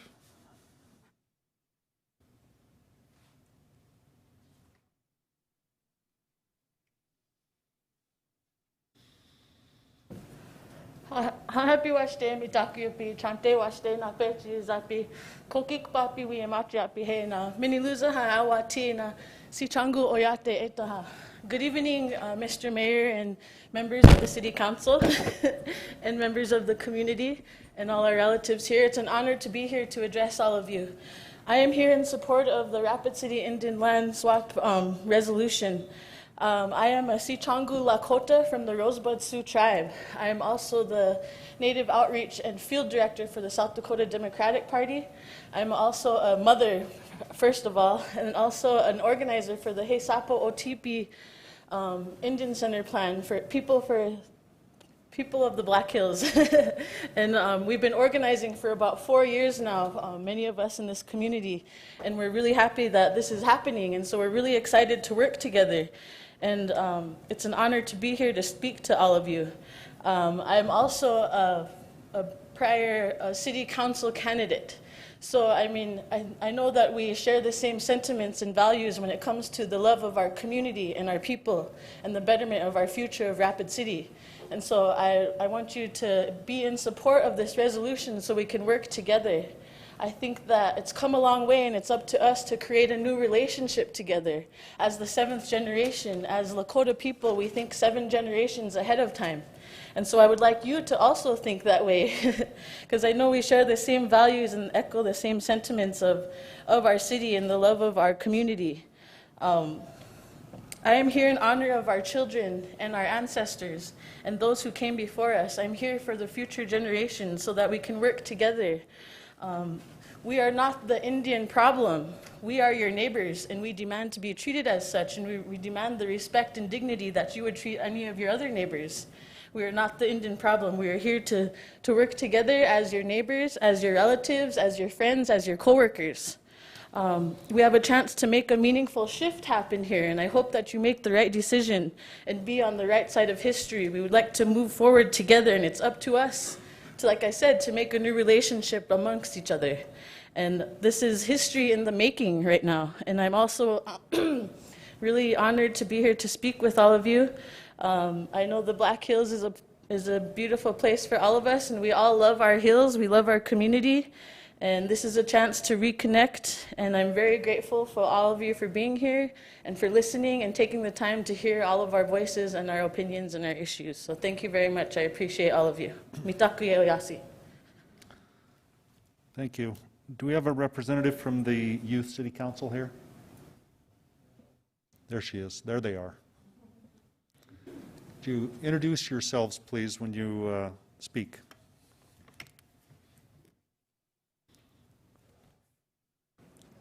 Good evening. I'm Rylan Barnett, and I'm part of the Youth City Council. We are the youth of Rapid City. We are the youth of this community, and we are members of your Youth City Council. And we recognize that together we live in a society, and we must help each other to thrive in our city. We stand before our community in support of the proposed resolution resolving the deeds related to the Rapid City Indian boarding school lands. As the Cultural Relations Committee of the Youth City Council, we value coming together to openly teach, learn, and respect all cultures in order to build a safer and stronger community. I'm Grace Dodds. I'm also a member of the Youth City Council, and this resolution only begins to address the disparity of opportunities afforded to the different youth in our community. So these opportunities to the youth, they aren't equal to everybody. There isn't a fairness of opportunity and ability in this community.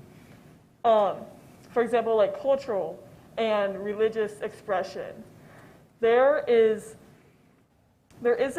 an equal ability for the youth to express that, especially in the Native American culture. There are my peers around me who don't have the same ability as me or other people to express their culture. And this is really sad, and this is sad to me because one of the founding principles of the United States of America is the ability to express your religion and your culture. And so I support the proposed resolution, and this resolution supports providing the space to celebrate and lift up the culture in our community.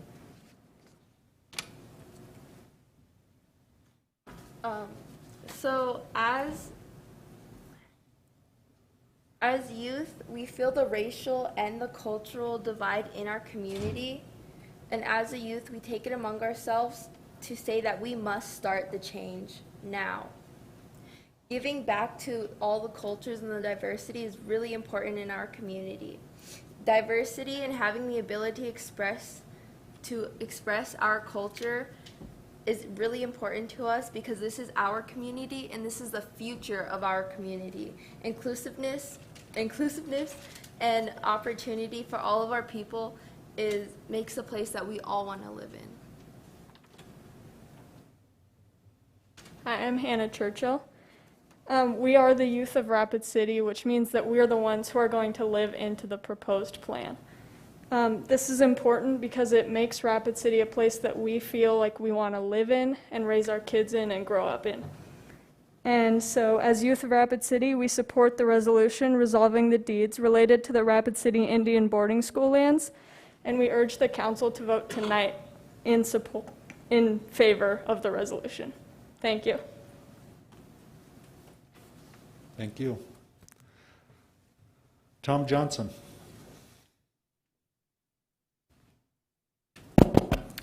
Mayor, Tom Johnson, CEO of Elevate Rapid City. I was asked by the group to speak tonight not to take a position on the resolution itself with respect to the law. We are certainly not lawyers or legal experts, nor is anyone at Elevate Rapid City a land historian or an expert there. However, we were asked to speak to the economic development benefits of the continued work that we have with the Native American and Indigenous community. I was struck again by when I got at Rapid City. You hear the story, a rising tide lifts all boats, and you hear it as a story, but in our case it's true. I kept hearing about the shortage of nurses and the trades in the community when I got here. And so I started looking into the data, and I recognized that at least 12, if not 20 to 25% of the community is Native or Indigenous.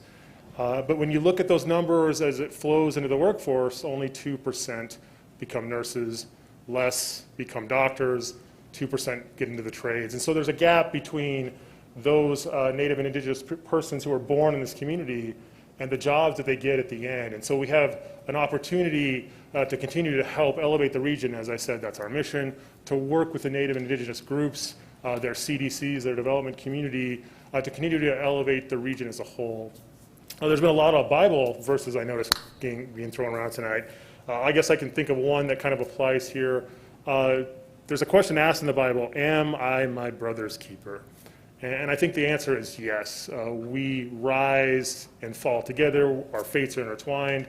My good friend Bev, who has already spoken, she said to me, in the Lakota tradition, there's a phrase, we are all one. And it's true, technically, in economic development. Our fates are linked together. Our communities are linked together. Rapid City and the Black Hills will not rise if we do not work together. So Elevate Rapid City will continue to press for affordable housing as it relates to all communities, economic development as it relates to all communities, and trying to raise incomes in the workforce for everybody. Thank you, Mayor and Council. Bill May. Thank you, Mayor, Council. It's a privilege to be here. My name is Bill May. I'm a businessman. I was a chairman of the chamber, but I'm not any longer. I'm a member of the MOA with Karen Mortimer and Whitney Reconnaissance. And it is extremely profound to hear everybody's comments here tonight, and particularly the Native community. And the echo of what happened in West Rapid City with this is a very familiar echo, and it should be to all of us. It's an echo of promises made but not kept. And it's an echo of grants of land intended to benefit the Native community, but the Native community receives no benefit whatsoever. It's an echo of broken treaties and broken promises. It's an echo of putting children into boarding schools against their parents' will, trying to inculcate them with the culture that was not their own. And that's a hard thing to look at and admit as a white person when you go there. And you have to look back on it, and you have to be willing to do that. And if you're willing to do that, you're halfway there. But the other half is going forward and coming up with a solution. And I really think that this is an opportunity for us to start to right some of the wrongs that have been done, and to start to repair relationships that need repairing desperately. And I think an opportunity to right a wrong should never be passed up. We should never We should never pass up that opportunity. I think Rapid City will grow and become a better community for you passing this resolution. I thank you. I thank you for your time. I thank everybody who spoke. It was really one of the most profound. Listening to people speak was really a moving experience for me. So I hope you vote for this resolution. I'm not going to be around to find out if you do or not, but I think it's a needed step. Thanks. You just mean you're not staying for the meeting, right, Bill? Yes. When you say I'm not going to be around to hear you. No, nothing that drastic. Okay, good. Thanks for caring. Yes. And now we're going to call on Donna Gilbert.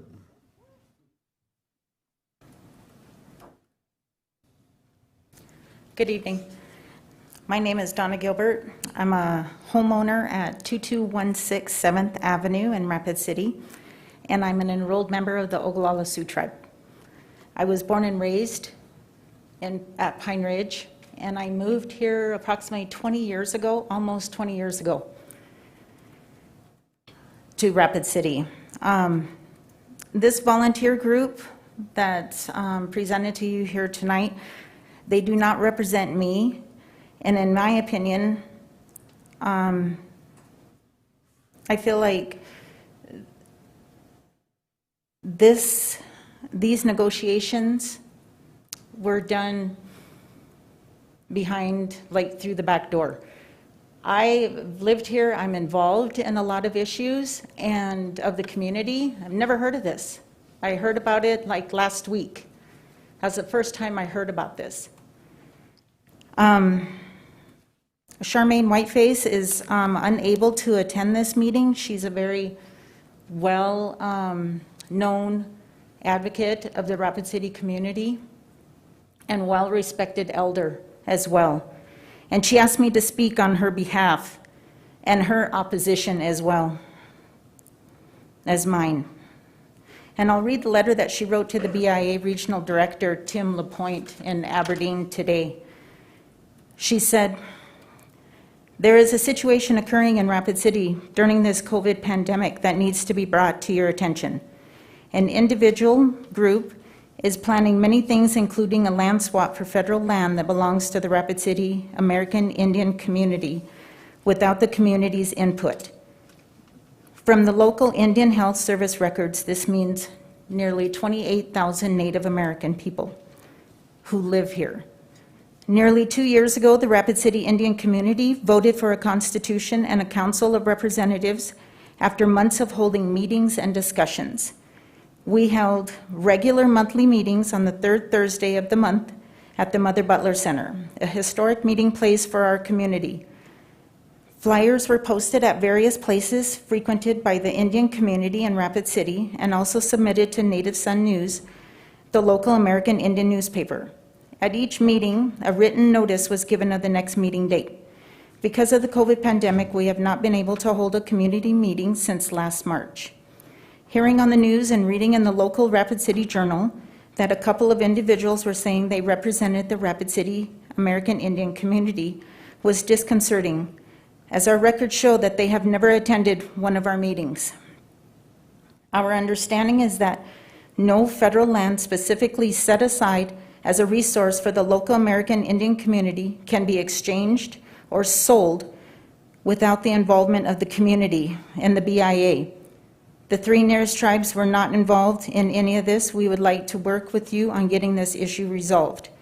And then she put her contact information on the letter. And it was signed by the representatives George Jewett, Charmaine Whiteface, and Teresa Spry as the three representatives of that committee. But I have one question. Well, there's a lot since this is a new issue. I'd like to know where the BIA is. Why hasn't the BIA brought a representative here to speak? I heard out here that there's like 3 phases to this. Shouldn't the BIA, whose this land deals with, shouldn't they be firsthand at point? They should have been the first speaker. The BIA should have been the first speaker before anybody spoke.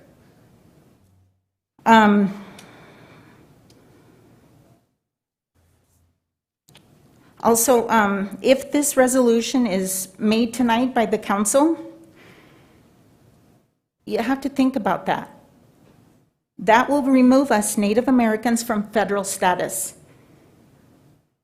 And a nonprofit does not have the right to deal with the BIA. They don't coincide with each other. You can't have it. So I also emailed each and every one of you today expressing my opposition to this resolution issue tonight and on this whole entire resolution, or this whole issue, period. Thank you for your time. Thank you. Brian Brewer.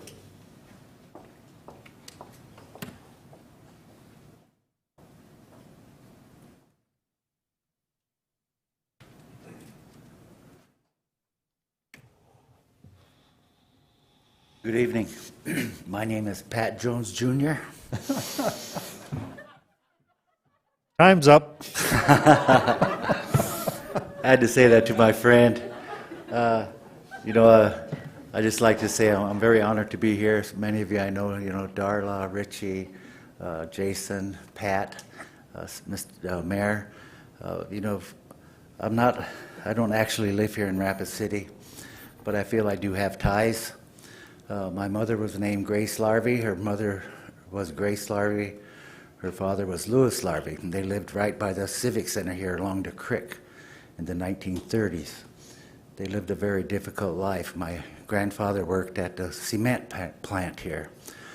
I have 2 children that lived in Rapid City. I have grandchildren that went to school here in Rapid City. I feel I am also a resident of Rapid City because I come every December for the last 42 years with the LNI. The LNI was started because of the racism that existed back in the 1970s.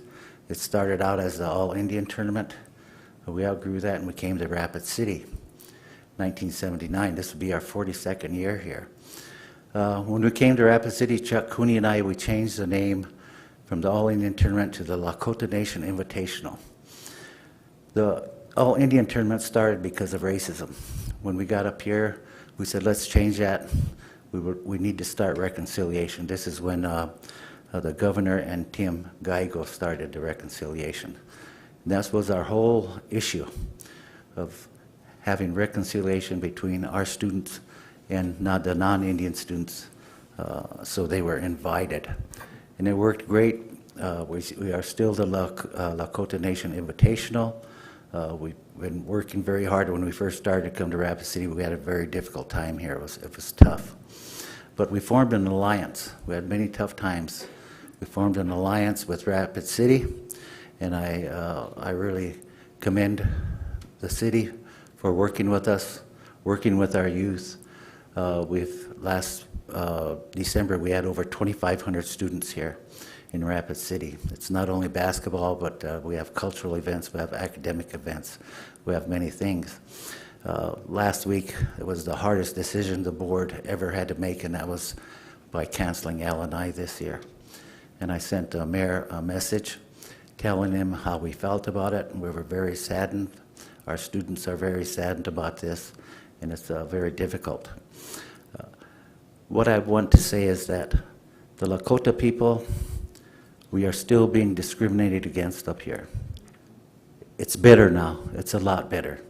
2 years ago, I met with some Rapid City officials that work for the city, and they still said, they said, your people, you people. That is wrong. After 42 years, we are still considered you people. We need to break that down. I grew up on a reservation. I'm a former president of the Ogallala Sioux tribe. I was up here with Heather 8 years ago. This morning, the Ogallala Sioux Tribe Land Committee is passing a resolution to support Heather. That resolution will go before the Tribal Council at our next meeting in the support of this. I really believe, Mayor, the Council, if you could vote on this tonight, this would be a big boost for Rapid City. It's going to increase your infrastructure. It's going to help our Lakota people. It's going to be able to really help them You know, and I'm a protector. We come up to Rapid City and we protect our people that have been living on the creek, or the Tocalas do this. And I think, how can our people be homeless on their own land? This is so wrong. But I really believe, Mayor, we need to form an alliance to bring our people together. I mean, I grew up on a reservation my whole life. I'm a combat veteran. I graduated from Black Hills State University. We need to work together. We are more alike than we are different. I can sit down with Pat, anybody. We're alike. Jason, all of us. Darla. We need those friendships. We need those alliances. And this is something that we can really pull our people together. And I see the red light on, but I'd like to thank all of you for listening to me. And I'd like to thank my father, Pat, for here. So, Opila. Thank you, Brian. Next is Professor Jace DeCory.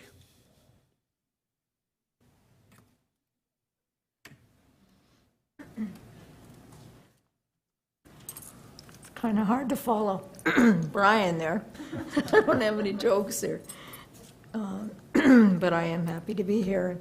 And I'm glad he said he's a graduate of Black Hills State University.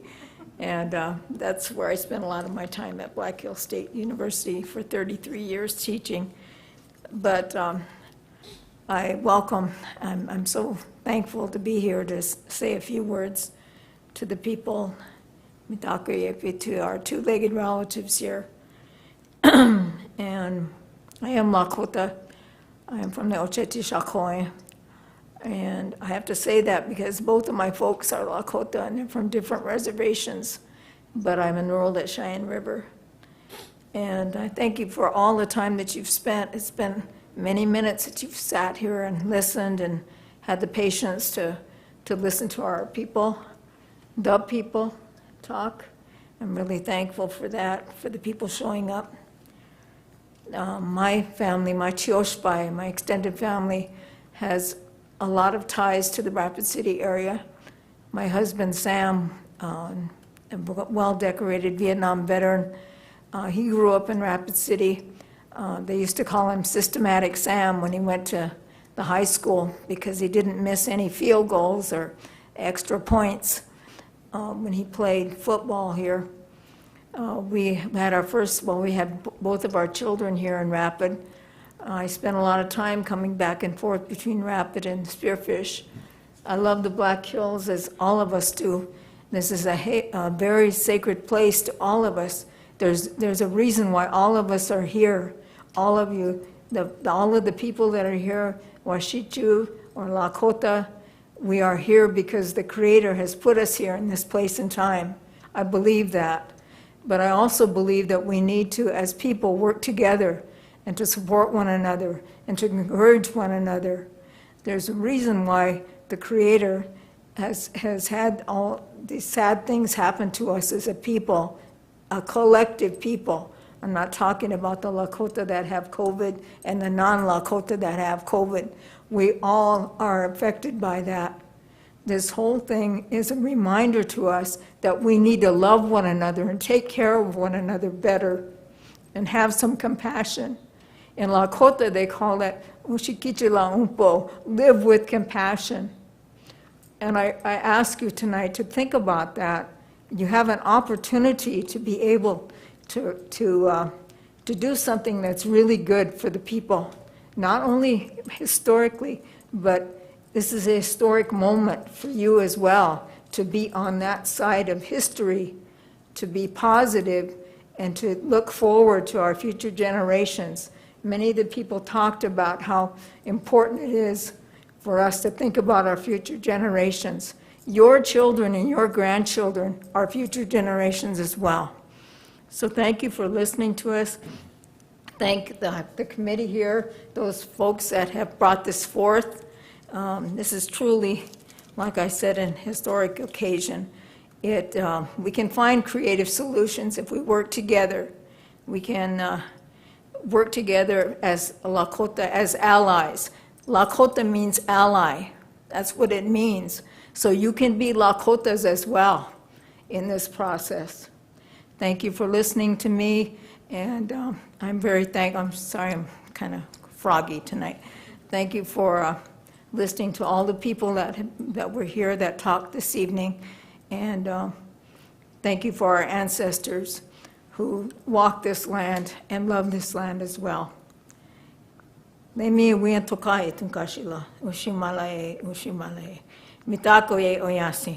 For all my relatives, we are all related. Thank you. Thank you. Robin Zephyr.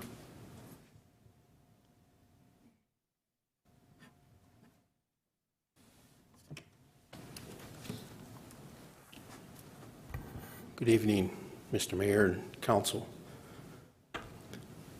Brought with me a bundle of sage. Has a very significance to our culture. But also, before I came down here today, I laid hands on the Chinupa, which is sacred pipe. And I asked for some powerful healing spiritual energy to be sent your way, each one of you, and all of us, because we need it. Peace, unity, tolerance, and love. It's the basis of the universe. It's the basis of the circle of life. When we look at each other as human beings, we do so through our human eyes. We listen to each other with our human ears. In this labor of bringing forth this history and this creative movement to try to resolve things in a diplomatic and peaceful way, we bring it forth with honor and dignity and respect for each other. But we bring it forth so that you, the Council of Rapid City, South Dakota, can see and feel it as if you were looking through our eyes, as if you were hearing this through our ears. Because I believe as human beings, we can see things visually through our eyes. We can hear things with our ears. But we don't really understand. We don't really see. We don't really hear until we do so with our spirits. Now, when we look down at our feet and we look to the moment where we step forward in life, some of us see sandals. Some of us see cowboy boots. Some of us see loafers. Some of us see moccasins. We're asking you to look down at your own feet and see those moccasins. We're asking you to open your spirits to listen and hear. Now, my name is Robin Zephyr. I'm a Lakota Minikoju Sioux, member of Cheyenne River Sioux tribe. I've lived here in Rapid City since 1989. I know many of you, but I don't know all of you. I am a litigator. I am a descendant of a warrior group. The people that make up this group are all descendants of warriors, whether they're indigenous or non-indigenous. We have joined together for a cause, a right, just cause. And in the warrior mentality, warriors always seek diplomatic and peaceful solutions before any type of activity is pushed in the way of battle. We have done this, we have prepared it, we have put it forth. A lot of tears and pain and effort has gone into this, and courage. But in bringing this forth with a diplomatic and peaceful compromise solution, we just ask that you not mistake the efforts to do this diplomatically and peacefully with weakness. Because we do not come from a position of weakness, but we do come forth at a time reaching out. And we ask, and I ask respectfully, that you pass this resolution tonight. There are many doors that open in this universe. You see one now. There is a door open, but doors don't remain open. We need to walk through that door right now together. Pilamaya.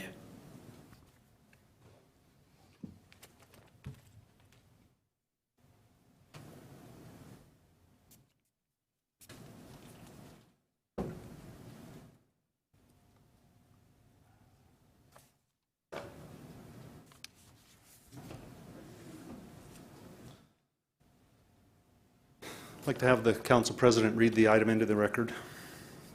Item number 36, approve resolution number 2020-084, a resolution to resolve 3 outstanding deeds related to the Rapid City Indian boarding school lands. Well, it's been my pleasure to sit back here for the last couple of hours and listen to everyone. Frankly, I was dreading it, but it was enjoyable for me. I learned a lot, and I enjoyed hearing everybody speak. The last time I saw Robin Zephyr, though, he and I both had black hair. And hair. I just want to give a general brief to the council on how this came about, the general history behind it from my perspective. I want everyone to understand, too, in our form of government, the mayor is not the boss of the city council. The city council doesn't have a boss. They're elected officials. They answer to the public just as I do. So there's no hierarchy of supervision within our ranks here. The general history of the land. There was 1,200 acres that had been identified as land owned by the tribes, and in a 1948 act of Congress, that it became permissible to transfer that land for other uses, specific uses laid out in that document. To the understanding of all of that history and how we got from there to here, I do know that Heather Don Thompson, Karen Mortimer, Dr. Zimmer, and many others, I shouldn't have mentioned any names because I can't mention them all, put together a presentation explaining the boarding school and the tribal land and all of the things that took place there, and they presented that publicly around 100 times over the last few years. 100 times. And just for perspective, it's no, I'm not pointing any fingers at anybody who didn't know this was a thing. It's hard to pay attention today. With all the technology we have and all of the busyness of our lives, it's hard to pay attention. Just a couple of years ago, I went out on a campaign for a new arena, and it lasted for months, and I did 63 personal presentations to the public. We did all kinds of marketing. And on election day, someone asked me, what's going on with the arena? It's just hard to pay attention. So, but there was 100 presentations, roughly 100 presentations from this group, in-depth presentations.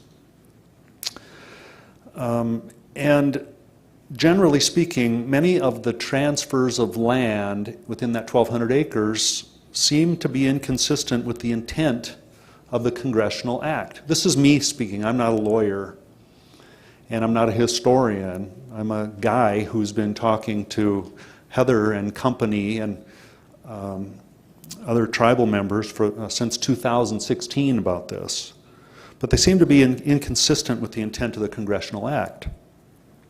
There has been various attempts to resolve the matter in the past, and all of those have failed. And it's my conclusion that the reason they failed was probably because they were limited to just a legal analysis.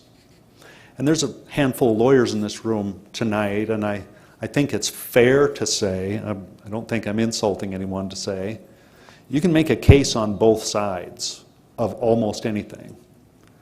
And so if we are to limit ourselves just to a legal analysis, we won't hear the whole story, we won't get to present the whole story. So here's the history of the recent discussions from 2016 on. Sometime 2016 or 17, we got a letter from the Department of Interior identifying these parcels as possible or likely. I don't remember the verbiage. These 3 parcels could be reverted, and the letter was calling on us to come up with a creative solution to resolve it. At that time, the Department of Interior appointed or authorized members of the Great Plains Tribal Chairman's Health Board from the 3 tribes. Unified Health Board. Unified Health Board. Thanks, Heather. The Unified Health Board to enter into discussions with Rapid City. So we started talking about this in 2016. And the goal of those discussions was to see if there was a way to resolve this without going to court. Everyone who's been to court before knows that sometimes it can be a never-ending pursuit, and it can last for years, and by the time court is over, rarely does someone feel like they really won. So over the course of time, there was a general consensus reached in this group. And this is on a what-if standard. What if we did these things, 1, 2, and 3, and 4? What if? And we shot several proposals back and forth. This was really an informal brainstorming session. And in 2019, the group, by this time, the Unified Health Board was dissolved, and now Heather Thompson and many other volunteers had filled in those gaps, and we were still having the same type of discussions. In 2019, the group, not just me, not just Heather and company, but the group, determined that we're close enough now that we think we ought to brief the City Council. We didn't want to start anything prematurely. We decided that we should really see if there's even a remote possibility we could come up with an idea how to resolve this. And then number 2, if we did, let's take that idea forward. So in 2019, a group decision to brief the City Council. And I briefed the City Council in an executive session sometime late last year, and got honestly nothing but positive feedback from the council about the direction we were going. That's all the standard was. It wasn't a listing of parcels and agreements or anything like that. It wasn't a contract. This was, should we keep going in this direction? And 10 of the City Council members, 10 out of 10 said, this is good, we should keep going this way. So we did. So I say that part to say that this council right here has not been sitting on their hands for years putting this off.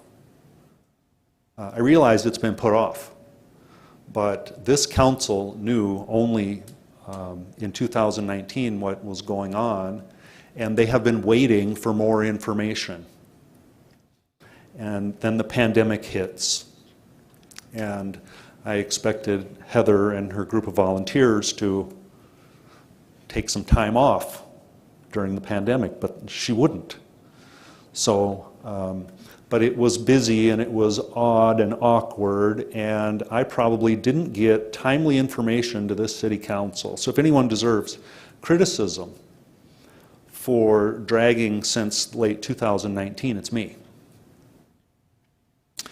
Here's my way of looking at it, my two-pronged analysis. That's a pretty fancy title for what I'm about to explain to you. This is Steve's version of how I see what's going on here. On one side, there's the issue of land. Out of 1,200 acres, several of them just don't seem to fit. The 3 that were selected because they didn't fit the worst, the most. But there were others that didn't fit, but it seemed like too steep of a hill to climb. There was too many probably gray area issues and that sort of thing. So there's the land issue on one side. The 1948 Act of Congress said this land can be transferred as long as it's for this, that, and the other thing. And so this, that, and the other thing still remain to be a reality today. So on one hand, we should take some steps to create this, that, and the other thing. We should do something here in good faith to do this. That's one side of it. The other side of it is different. The other side of it's a more fuzzy look at all of this. As I sit back and look at this whole situation, I think, where's the evidence in Rapid City that this government body and the citizens of Rapid City have invested into the Native American community? Where are those things that have primarily benefited the Native American community? And the answer is they're not really there. And that's not to point a finger at somebody and say we were unwilling or anything like that. It's just to say just simply the evidence of investment into the Native community is not there. So this Native community, by what I think is the most accurate count of the population, is about 12% of Rapid City's permanent Native American residents. And then on a daily basis, there is an additional 11% that is here visiting family, shopping, doing something else in our community. So on a daily basis, about 23% of us in this town are Native American. That's a significant portion of our community and a significant portion of our brothers and sisters and neighbors. So then I look around and we've started plenty of programs here in the city, and we talk about homelessness and housing and jobs and all this type of thing. And frankly, we have a lot of folks living at or below the poverty level, and frankly, I don't think it's out of school for me to say that a good number of those folks are from the Native American community as well. So what if the Native American community stood up and said, hey, would you guys invest in our community? Would you guys invest in Native Americans in Rapid City to help us achieve what one of our goals is, to have this Indian Center and to really be able to teach and learn and connect culturally, and then to have some type of economic development function to fund that thing. And then, the plan that's coming up, that's not here in black and white right now, the plan is very, very smart and very thoughtful. And when it's all said and done, I'll probably try to take credit for it, even though I had nothing to do with it. I'm a politician. But it's a very good plan. So of all of the money this city has spent on community investments, if you think about the Vision Fund from the 1970s and now 2 arenas and a number of other community projects and so on and so forth, what has been specifically for the Native community? It's not there. So when I weigh it on both ends, I think who could lose? Who can lose if we move forward with this and take a good faith effort here to try to better the lives of 23% of our community members, plus everyone that they influence. So in this discussion, I think the terminology has complicated things. First of all, I've used the term negotiation. when in fact this has not really been a negotiation. The standard here has been to think up a creative plan. That's it. So some of us folks sitting around a table, writing down on notebook paper, brainstorming, came up with a bullet point list that someone finally typed up. That's not a negotiation. I've used that term incorrectly. That implies that the group that Heather's representing has the authority to sign off and commit the city of Rapid City to something, and that's not true. If we do our jobs right, we're going to take a plan back to the Department of the Interior, and then maybe negotiation will take place. Because they will either say, this is a great plan, or this plan is lacking something. And then we will have to work on that part of it. So far, no negotiations have taken place. Also, land swap. I mean, that's probably what we called it in these meetings. We probably called it, all these things, but I think that's too slang of a term for what's going on here. It's not a land swap. We're not planning on taking any additional land that hasn't already been taken. We're not planning on immunizing anyone else from reversion or whatever consequences may lie ahead.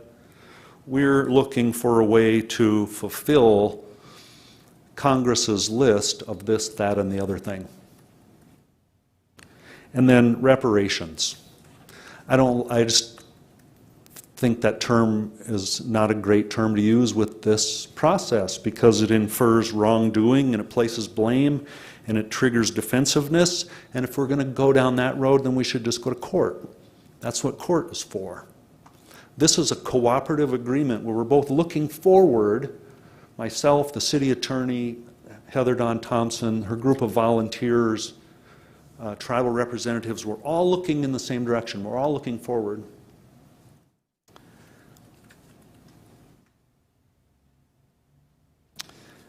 So, the work we've done over the past 4 or 5 years together to seek a creative solution does not contemplate strict legal liability. I'm not a lawyer,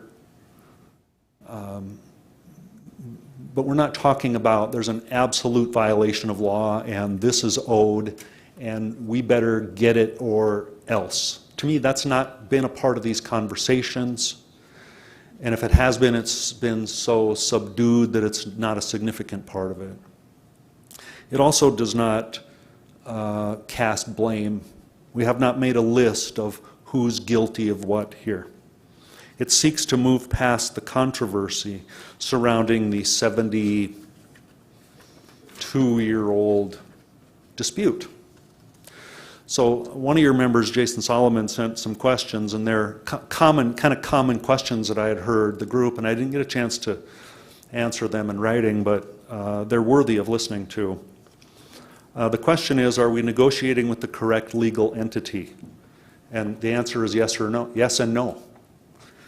First of all, it's not a negotiation. The tribal interests, led by Heather Dawn Thompson, don't have the ability to sign on an agreement.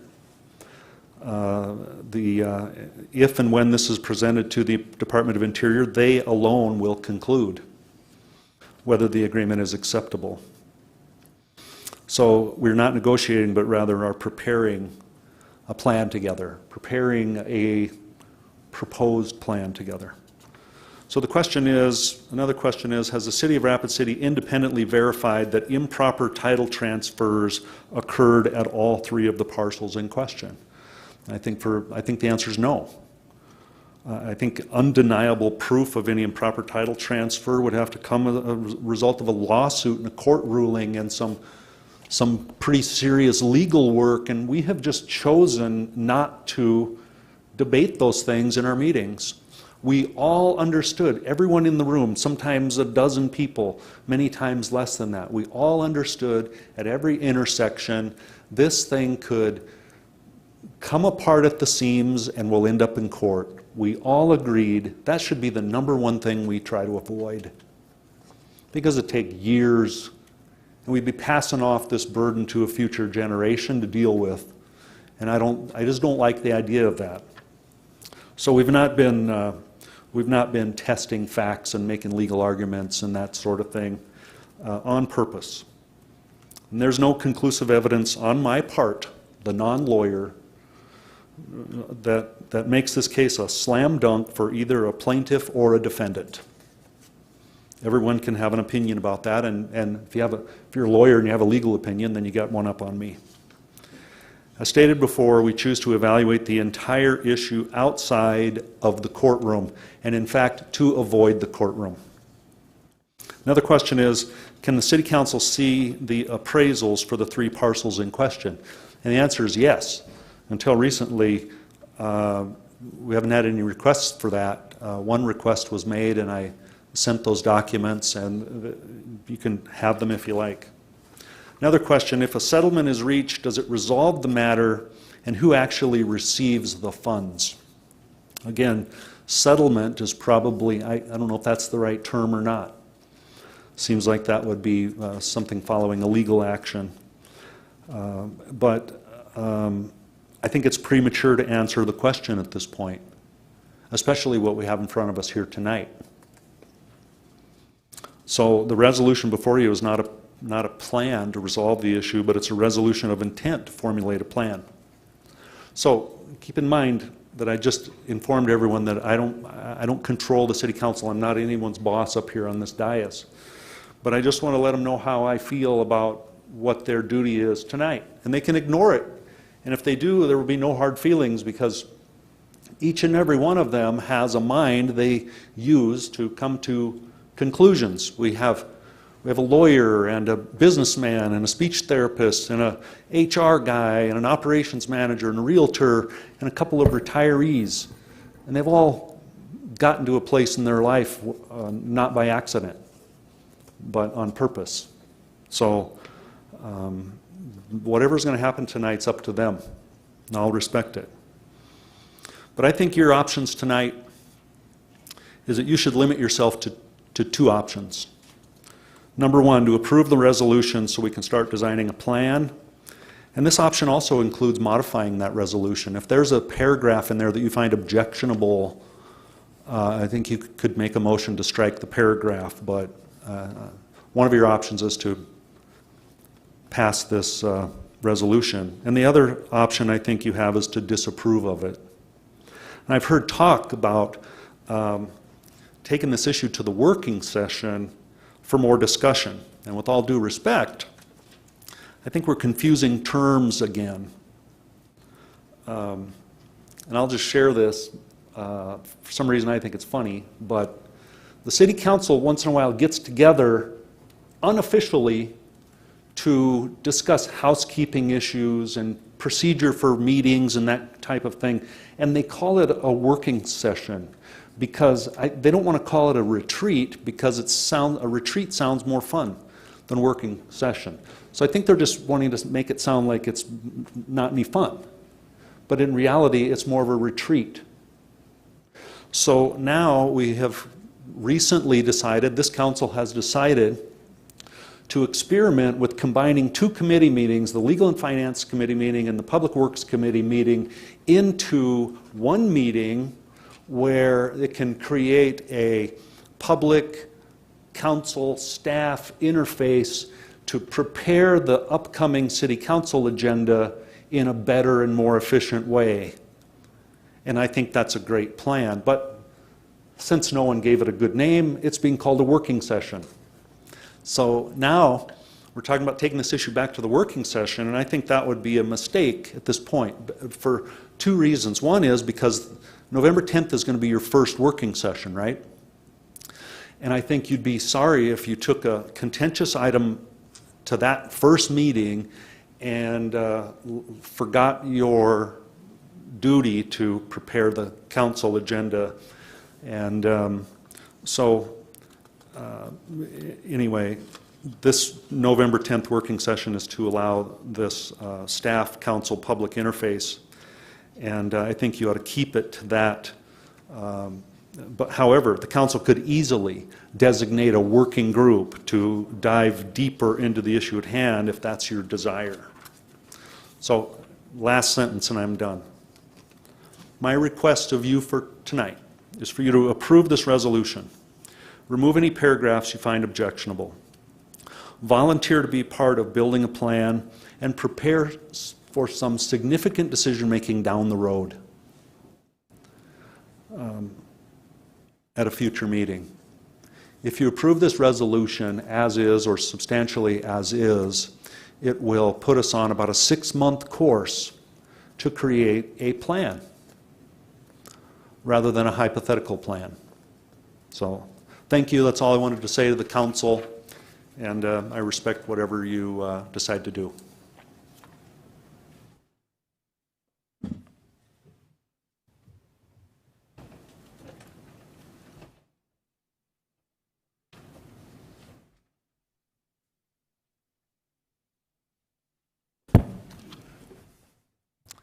Okay, the item has been read into the record, and we're going to start with Jason Solomon.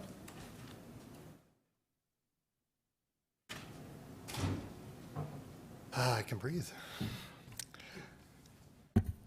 Thank you all for being here. Thank you for your wonderful comments. I thought it was pretty appropriate that we had a descendant of Chief Sitting Bull here with us tonight, because there's a great quote from Chief Sitting Bull that says, "Let us put our minds together and see what life we can make for our children." I think that is something that we can all agree on. And my hope tonight is that rather than talking about us and them, we talk about we and what can we do together.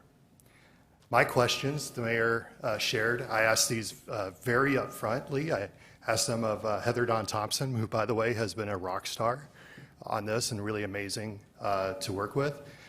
In fact, I first heard about this journey from her and Kibby, 3 or 4 years ago, and it has evolved quite a bit since then. I even took a year off from the council and came back, and it's still here and has evolved. But my questions, which the mayor read, were designed so that we can have a successful outcome. Because here's the deal. Together we win. I am all for investing in this community and working together. And for us to have a successful outcome together, I thought that these questions were questions that we needed to have resolved so that we can have a successful outcome.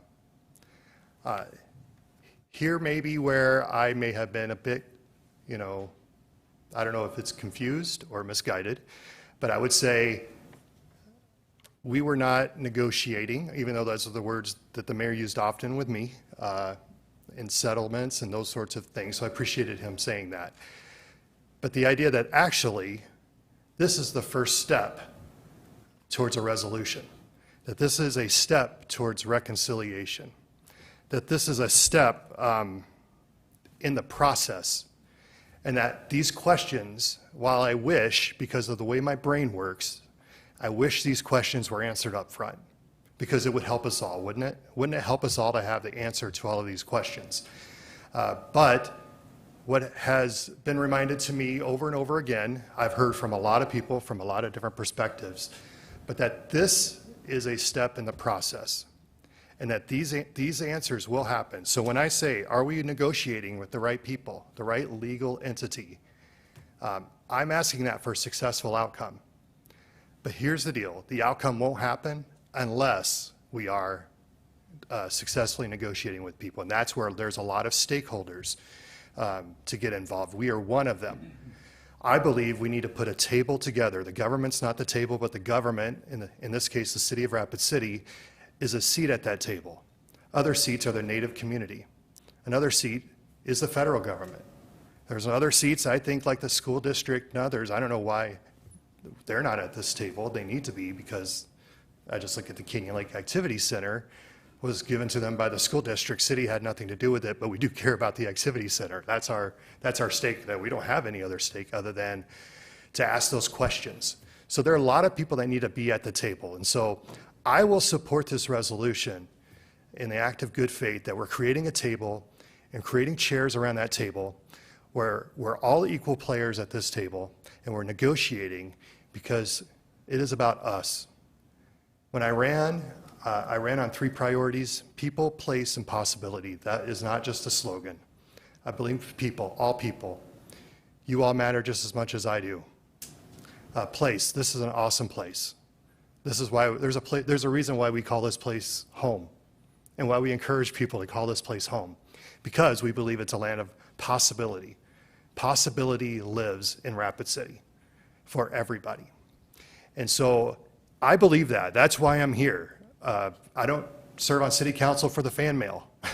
I mean, trust me, it's all part of the rock and roll life, and it's amazing, right? But no, we get on here because each and every person, regardless of our political affiliations, want to make this place the best place possible.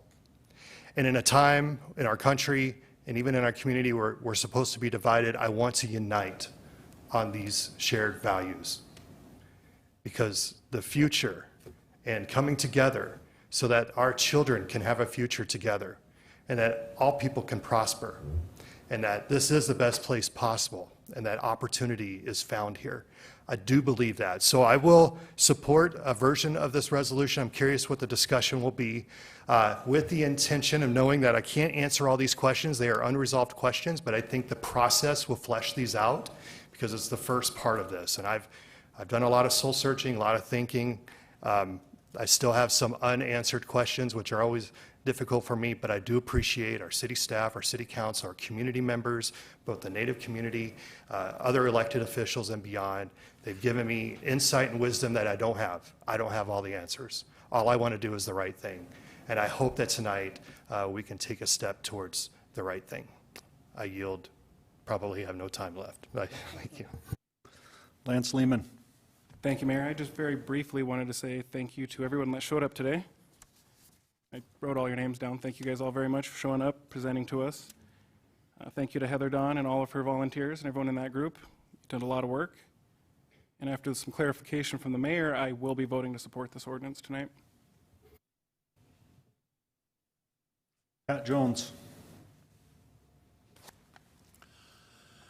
Thank you very much, Mayor.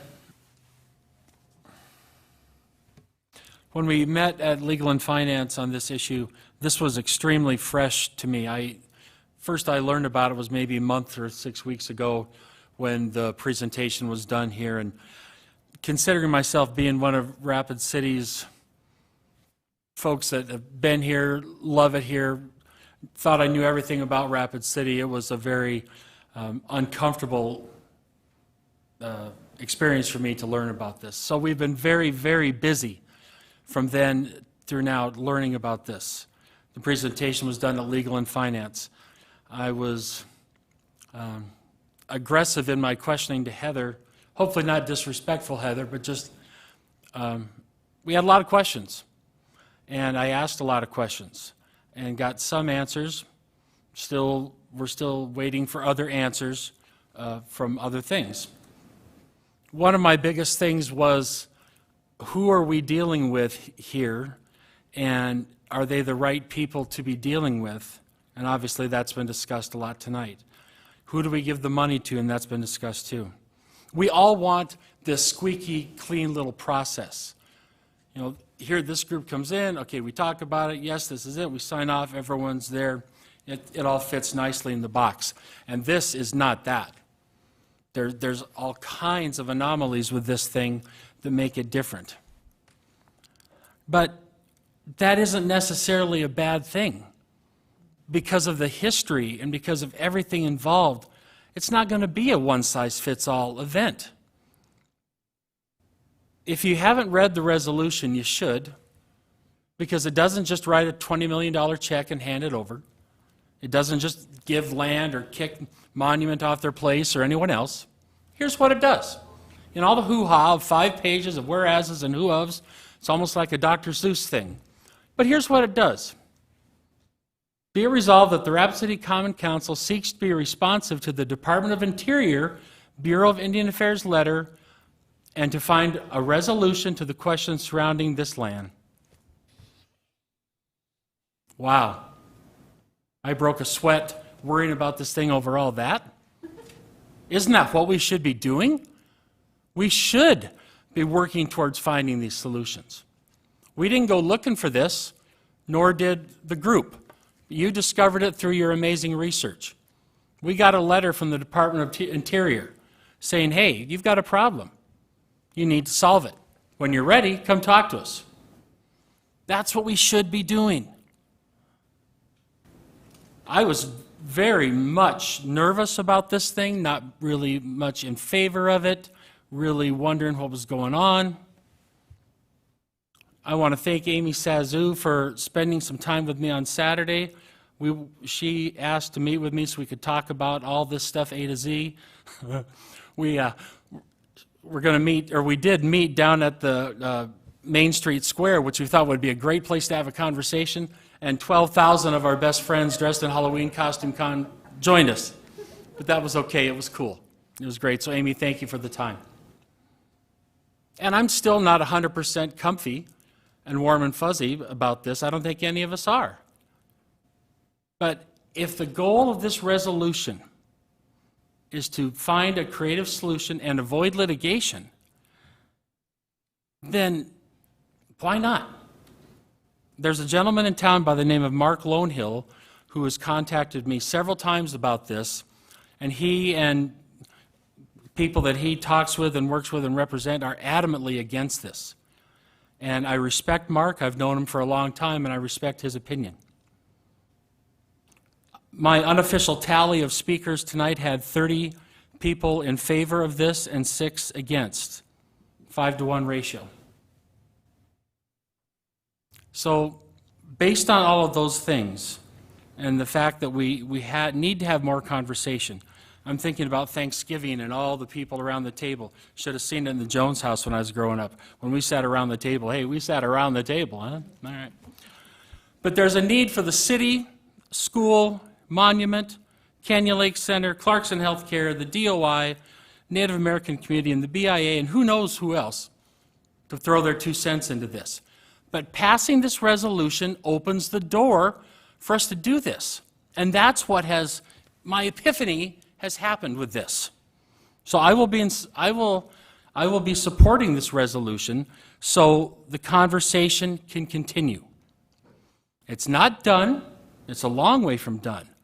But do we just shut it down tonight? I don't think that's wise.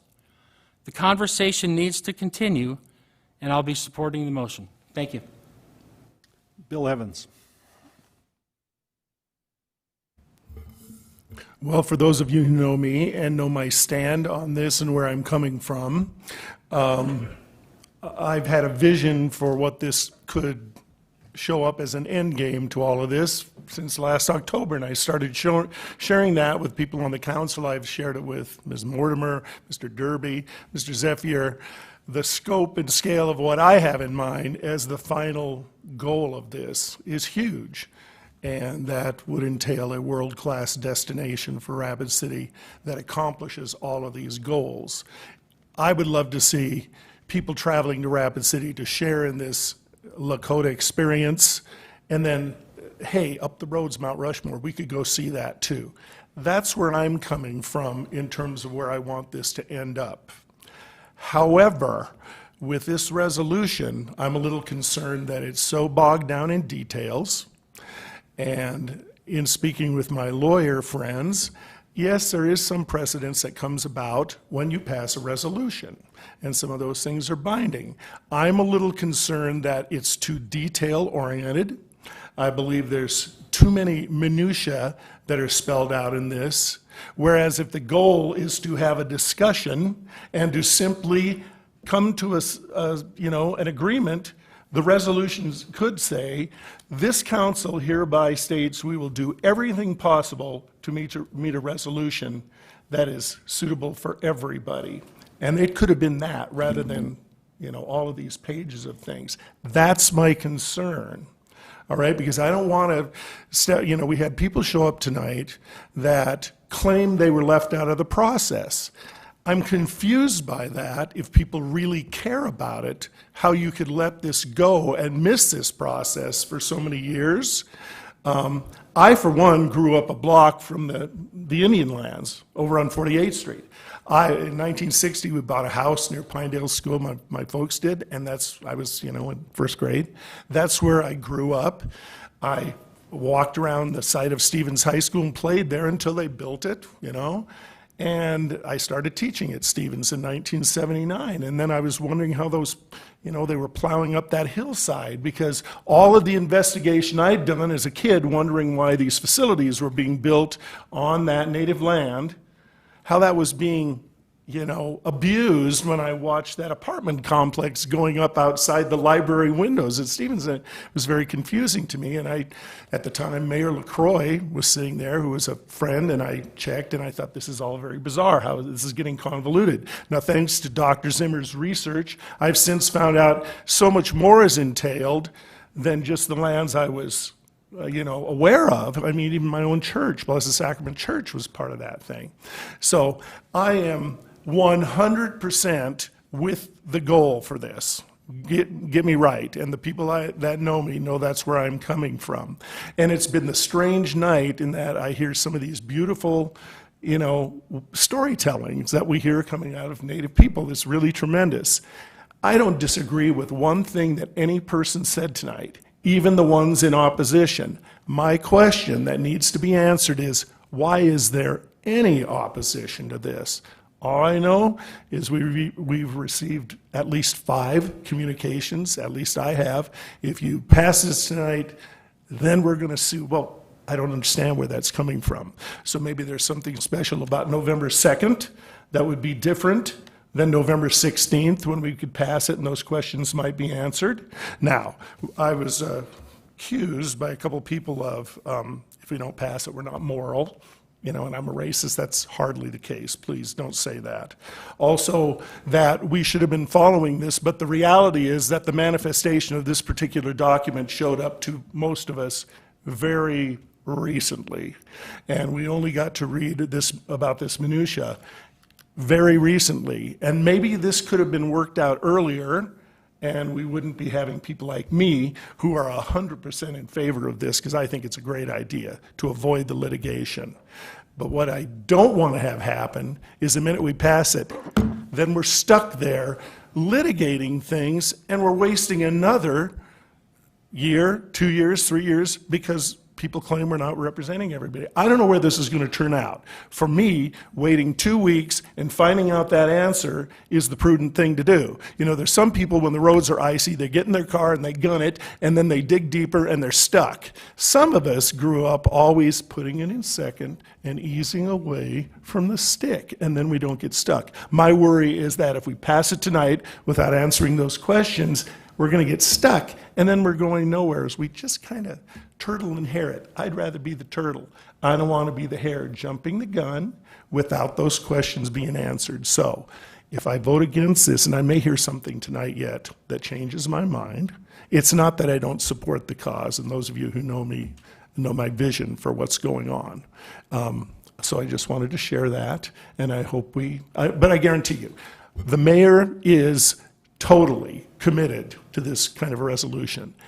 His staff is totally committed. And I think everybody on this council is totally committed. So if even it doesn't happen tonight, which it very well may, I can be comfortable with that. I think something big is going to happen with this council in the next few weeks and over the course of the next 6 months. And I think it's something Rapid City could be game-changing for the city. I think it could be fabulous. So thank you for letting me comment. Richie Nordstrom. Thank you, Mayor.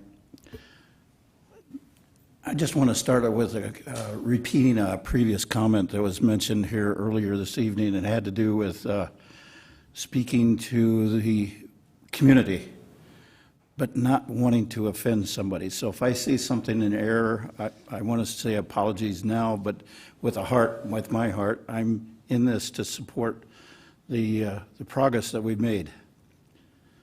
I only get 5 minutes to talk about this issue. And even if I get a chance to get some response from this, I only get limited amount of time. I'm one of the people that was advocating that we take this to the working session. Sometimes the mayor and I wear the same shirt, but it doesn't mean we always agree on everything. But he explained it very well tonight some of the language that has been used in the past, such as negotiations. That means something totally different for me as far as what negotiations mean. When I get a chance to hear words like that, they do mean something. And I wanted to have that conversation with the mayor and the staff and directors, not just the staff, but the directors and the mayor, to have that opportunity for a communication with them to see what they know that I don't know about this process. I'm not getting full clarity on this issue.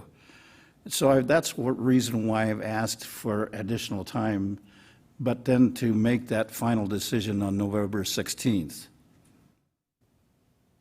That's where this is coming from for the reason why I just need a little more time to resolve a couple of issues. Number one issue is the question that keeps coming up for me is this an admission of noncompliance? And what does that mean, noncompliance, with this Department of the Interior? What does that lead to if they admit to noncompliance? I've also had a great time and enjoyed it, the opportunity to speak with Heather Dawn Thompson and her group of volunteers along the way. I've tried to watch most of the videos that they put up on YouTube and up on Facebook and all of the other social media and everything else that's been available to us. I've really enjoyed hearing those discussions. And if we're going to change the language from negotiations to discussions, I can fully support that. But where I was stuck at is understanding where this noncompliance is coming from. I've only had clarity from one of the three entities that told me about they have a level of discomfort with that admission. The other two entities on there have gotten back to me, but they need a little more time to make that decision about what that means to their agency. The third entity is very comfortable with this process that we're moving forward with. So that's kind of where I'm at. I wish I had time to fully engage, fully talk to the mayor and to the directors on this discussion, and that's why I've been asking for a little bit more time on it, because we got this introduced to us like on a Thursday or Friday before the Legal and Finance Committee meeting. Those people had that opportunity to talk to the mayor and the staff and the directors. And without having that opportunity to speak, having that discussion, that's where I'm having some difficulty with understanding the change of the language now to what we're discussing right now. I wish I had that opportunity to have more discussion on that, but it looks like tonight we're going to make that decision.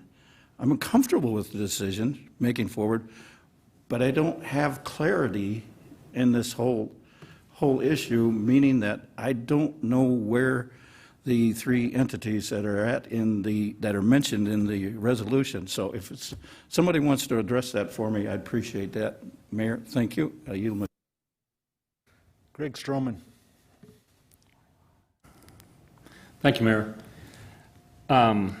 I agree with Bill and with Richie that there are some things that need to be worked out here before we can go forward. And I think the perfect time to do that would be the work session. That's exactly why we have a work session, so that we can have an open discussion, because there are a lot of problems with this resolution as it stands. The first thing, and I guess I got to go back and address the mayor's comments about, his play on words about negotiations. Well, it's not really a negotiation. I don't buy that. Words have meaning, and we have lots of words on this resolution that mean something. And if we're going to be bound by that, we have to know what it means, and it has to be accurate. That's good government, and that's responsible government. The first issue that's come up is, who are we dealing with? Are we dealing with the right people? The first three speakers tonight said they aren't speaking for me. We've had another speaker come in that said they aren't speaking for me. Mr. Solomon or Mr. Jones talked about Mr. Lonehill, and he said they aren't speaking for me. I want to include everybody that should be included. And if we have to take another 2 weeks to decide that, that's pretty small in the big picture. I don't know why there's such a rush to try to get this slammed through. And to say that, you know, the spokespeople for the tribal lands group are lawyers. They've set this up as a legal process, and they've discussed litigation. There has been negotiations. We're finding out bit by bit. So to say that, well, we were just kind of sitting around talking and thinking, well, how about this or how about that? I don't buy that.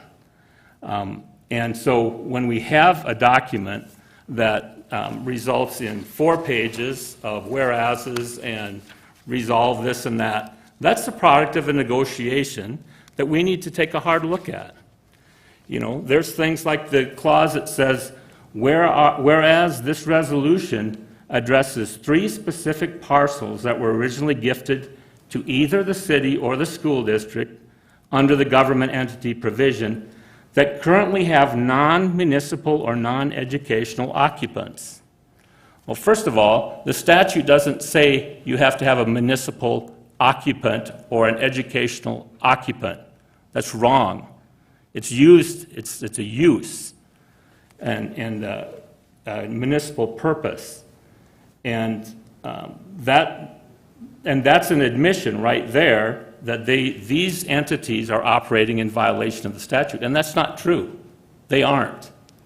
And I've got 35 years of practicing law, so I can speak to that. I do have an opinion on that, and that's my legal opinion. They are not non-compliant. Now, in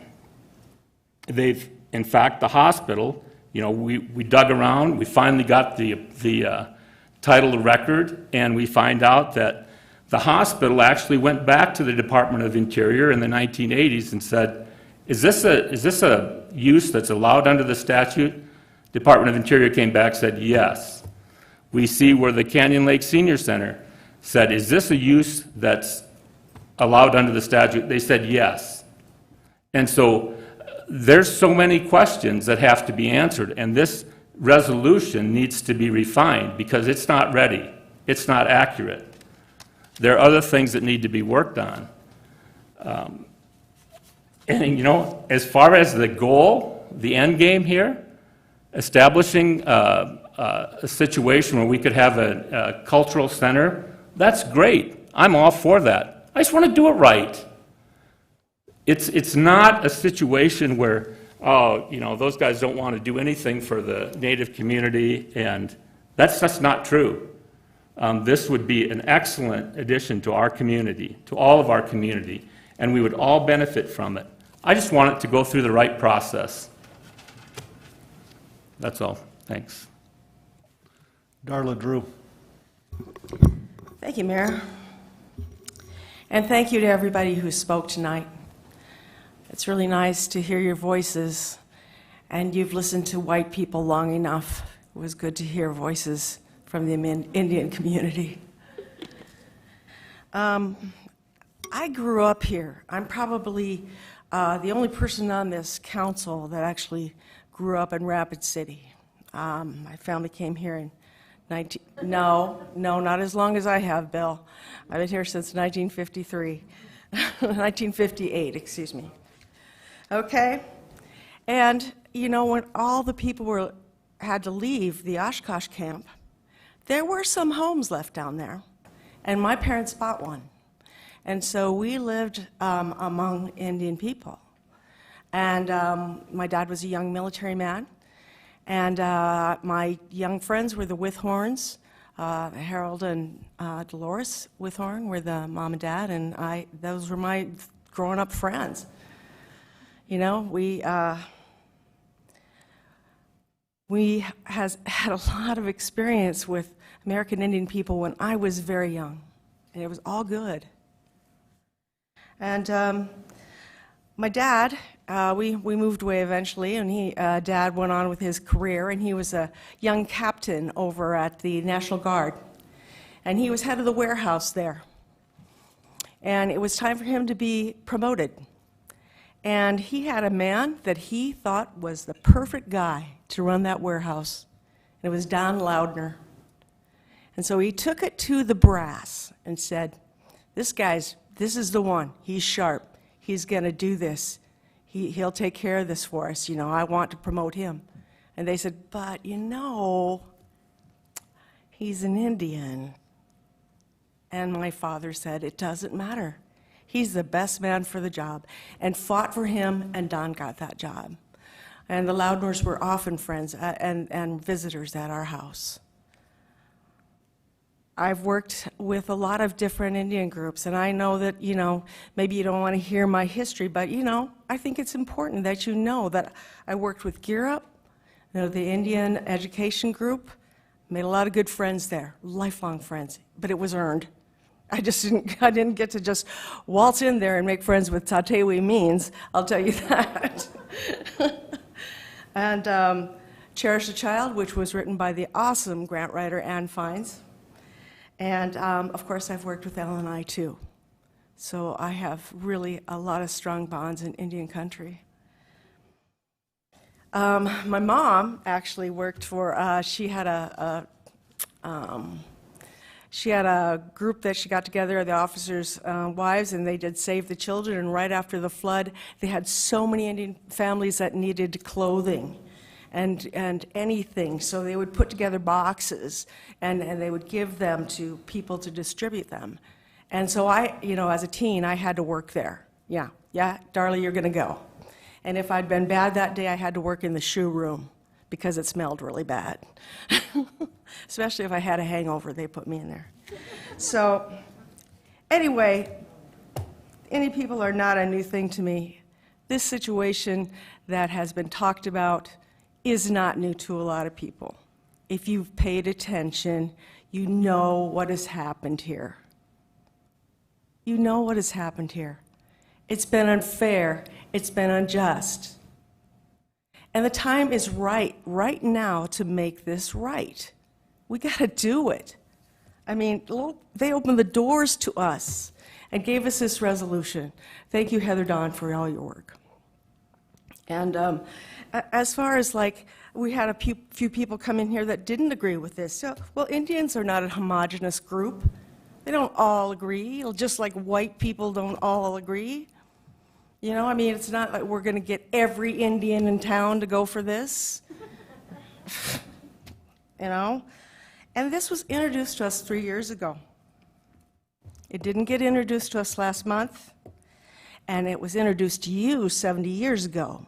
It was introduced to you as a committee to work on 7 years ago with 100 presentations. We have to say that their work is valid. We have to try and say that this is our best possible chance at resolving this. And it's only the start. It's just the start. This isn't the end game. This is a start. And with, you know, I'm looking at this like it's vision funds. You know, because by giving you guys, you know, land and some funds to go forward, we're doing social infrastructure and we're doing physical infrastructure, and it might be the only way we finally get an Indian cultural center here that's run by American Indians. We have had our share of people trying, and it falls flat. And when we have visitors that come here to see a Lakota experience, it's not here. The only people that can do it are in this room, because they know the history. They know their stories. And so I want to give you guys a chance to really make that happen. And you will. because this group here and the ones earlier today, these are sharp people. They've been watching this a long time, and they've been waiting for this to happen because it's fair, the time is right, the cause is just. So, asking questions infinitely is a delay tactic. It just puts it off. Puts it off. We got too many questions. We can't possibly decide. Like if they said after the Civil War, no, there's just way too much to decide. We can't possibly go forward as a united front because we just don't know what the answers are going to be. No. You know, when you do these kinds of things that are historic, no one knows what the answers are going to be, but we kind of know what they're going to go towards. We have a path, right? We have a resolution that we can support. And I want to see this happen, so I'm going to support this resolution. Thank you. John Roberts. Thank you, Mr. Mayor. I'd like to make a motion to move this to the working session, if I can get a second. Second by Stroman. And then I'd like to hold the floor, if you don't mind. Okay, go ahead. Thank you very much. I have some concerns over this resolution too, or I wouldn't have made that motion. I do support this wholeheartedly. I hope that we can have a Native American cultural center in Rapid City within my lifetime. I've been on this council now for way too long probably, but I've worked with a couple of different groups and we never seem to get any traction on anything. We worked on the powwow grounds, we didn't get any traction. I think the game changer in this one is the group. I've got a tremendous amount of respect for you, Heather, and I think that your group can finally get something done. But I think there's a lot of unanswered questions. I've been getting texts all night from my friends in the Native community that have concerns on the other side, that want to have a voice, that want to be able to come forward. One of the last, and I probably shouldn't say I've been texting on the dais, I think that's illegal, isn't it? But whatever. But one of the things, you know, these people feel like they haven't had a voice. And I know if you look at this realistically, we've been in the process of this for years. But when there's people out there that feel like they haven't had a voice, that finally want to get in front of the group, in front of the council, want to discuss it, I have no problem with giving them a couple of weeks. If they don't come forward, then you know what? You missed your opportunity because you had a few years now. But also, there's questions like Mr. Stroman. I've got questions that I haven't got answered yet. We have been working on this for years. This has been in front of us for years. Unfortunately, the resolution hasn't been in front of us for years. So you get a resolution, and a week later, or 2 weeks later, you know, even a month later, you may not have all of your answers answered. So there's many people on this dais that still have answers that they want answered.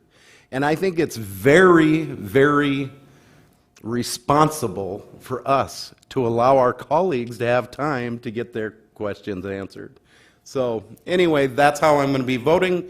If it gets voted down, then I'll be voting the other way tonight. So thank you. Laura Armstrong. Thank you, Mayor. We are here tonight discussing this resolution due to historic and repeated broken trust. And unfortunately, it's been this way for hundreds and hundreds of years. We are experiencing the fallout right now because of a strategic, coordinated public policy that deliberately strove to obstruct and eliminate our indigenous people. Despite those dark and destructive efforts, they somehow prevailed. We have heard testimonials from all of you here tonight, publicly sharing your family stories, your experiences, your hopes, and your dreams. And I want you to know that I see you, I hear you, and I am open to making things better for our community. Some people are questioning the legality of this action. I respect and admire all of the legal insights with this issue. Full transparency, I live with an attorney, so I often say I get free, unsolicited legal advice, whether I want it or not. But we all know that if there is one hypothetical issue, and if you found 5 different attorneys, more than likely, we would probably have 5 or more differing legal perspectives. I value and acknowledge all of the legal opinions set forth today, but I am here to question, why are we picking this resolution apart? I firmly believe this is exactly how all those past treaties were broken. Treaties were discussed and designed, then someone came along and questioned the legality of it, and then we're back at square one, thus continuing the vicious cycle of mistrust. Just because someone's legal opinion is deemed the law, it does not always make it morally or ethically correct. For thousands of years, there were laws saying that you could own people. There were laws banning women from voting. Not too long ago, it was perfectly legal to segregate people in businesses and children in schools. And for this specific case, it was perfectly legal and common practice to forcibly remove children from their homes and send them far away, stripping them from their families and their culture. Yes, the legal aspect is important, but coming from a perspective of running this city, our council needs to take other things into consideration. As community leaders, we must do what is legally correct, but we must also encompass the other important qualities required for effective and productive leadership. We must have trust in our mayor and each other. We must have faith in our city attorney and the information that is given to us. We must have patience and kindness as we listen to each other and our constituents.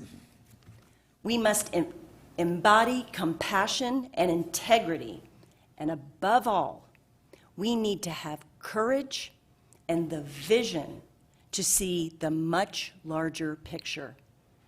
We cannot micromanage every little aspect of our municipality, because when we do, we get lost in the minutia. What we have here is just a simple resolution, a significant and meaningful and tangible olive branch that demonstrates trust, something that acknowledges this inconvenient truth, and is the legal paperwork required to move this matter forward. While I know there are a few constituents and some of my colleagues are a little hesitant or maybe even question the legality of this issue, by passing this resolution, we as a council, we can demonstrate good faith and then move this to a working session and then create an action committee to get these questions answered. We must keep these discussions going. Once a committee is formed, all parties involved will collectively work together to build the infrastructure for a concrete plan, then create a memorandum of understanding, which can then be forwarded to the tribes and the Department of the Interior for approval. This is the creative solution the Department of Interior told us to pursue. If this resolution gets pushed off or fails tonight, well, all the time, the work, and the effort is just down the drain. Potentially, there will be messy and costly litigation. Parcels of land may be in jeopardy, and I'm convinced there could be social unrest and other negative repercussions. And if you are paying attention, you know that we are in tumultuous times. This resolution has the ability to do a lot of positive things in our community. While we were not the government that created this situation, we certainly are the council that can help make things better. Our community needs healing, collective healing. I am voting for this resolution. I believe it is the right thing to do for our council, for our people, and for all of Rapid City. Thank you. Bill Evans for just 1 minute. I just want to make one more comment before we have this vote to hopefully extend this discussion. There's an old adage in politics that a conservative is somebody with 2 good feet that won't take a step forward, and a liberal is somebody who's in favor of everything until their own interests are at stake. Now, and that's what I've observed tonight. We're all here together. We want this to happen. Please listen to us. This is all, we're all, except for listening to them. And I have not heard the explanation as to why there are several people, several groups even, that are so violently opposed to this. It doesn't make sense to me, but I want to find that out. And so that's the reason I am voting to extend it, to give me a little more time to find that out. Thank you. 0 minutes. I'd like to make a substitute motion to vote on this issue this evening, not move it to a working session. We can get to that point by taking the vote on the working session motion. If Okay. that fails, then we'll be back. Okay, because I'd like to get this done tonight. Okay, we have a motion on the table to move this to the, I assume we're talking about the November 10th working session. Let's go to roll call vote for that, please. Jones. Lehman. Solomon. Evans. Drew. Nordstrom. Roberts. Stroman. Armstrong. Motion passes 6-3. Okay, folks, this will come up again November 10th. And thank you all for being here tonight. Appreciate all of your time.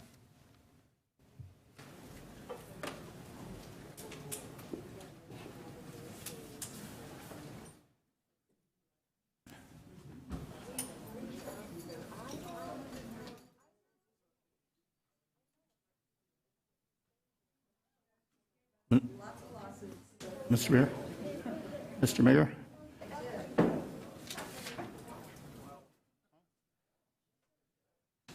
Yeah, I'm just waiting.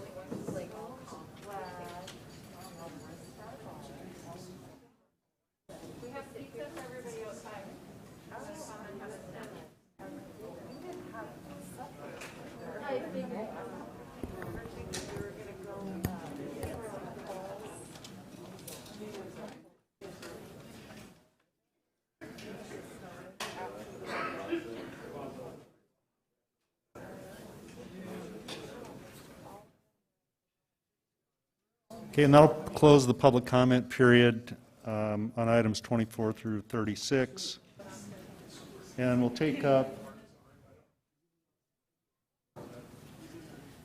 item 37. There are no speaker requests on this, and 37 is the only item on consent. Is there a motion?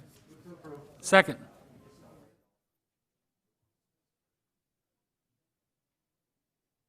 Okay. Okay, we have who made the motion? Sorry, Solomon, and a second. Lehman. All in favor, say aye. Aye. Opposed, say no. Motion carries. Okay, item 38 is the bill list.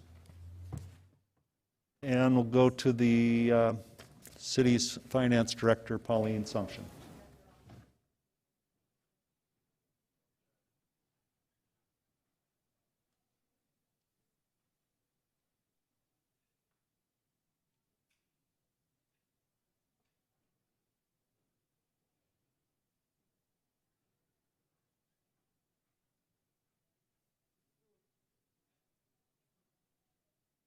So there are no additions to the bill list to that which is attached. The total remains at $13,472,325.87. Motion approved by Nordstrom, and was it a second by Stroman?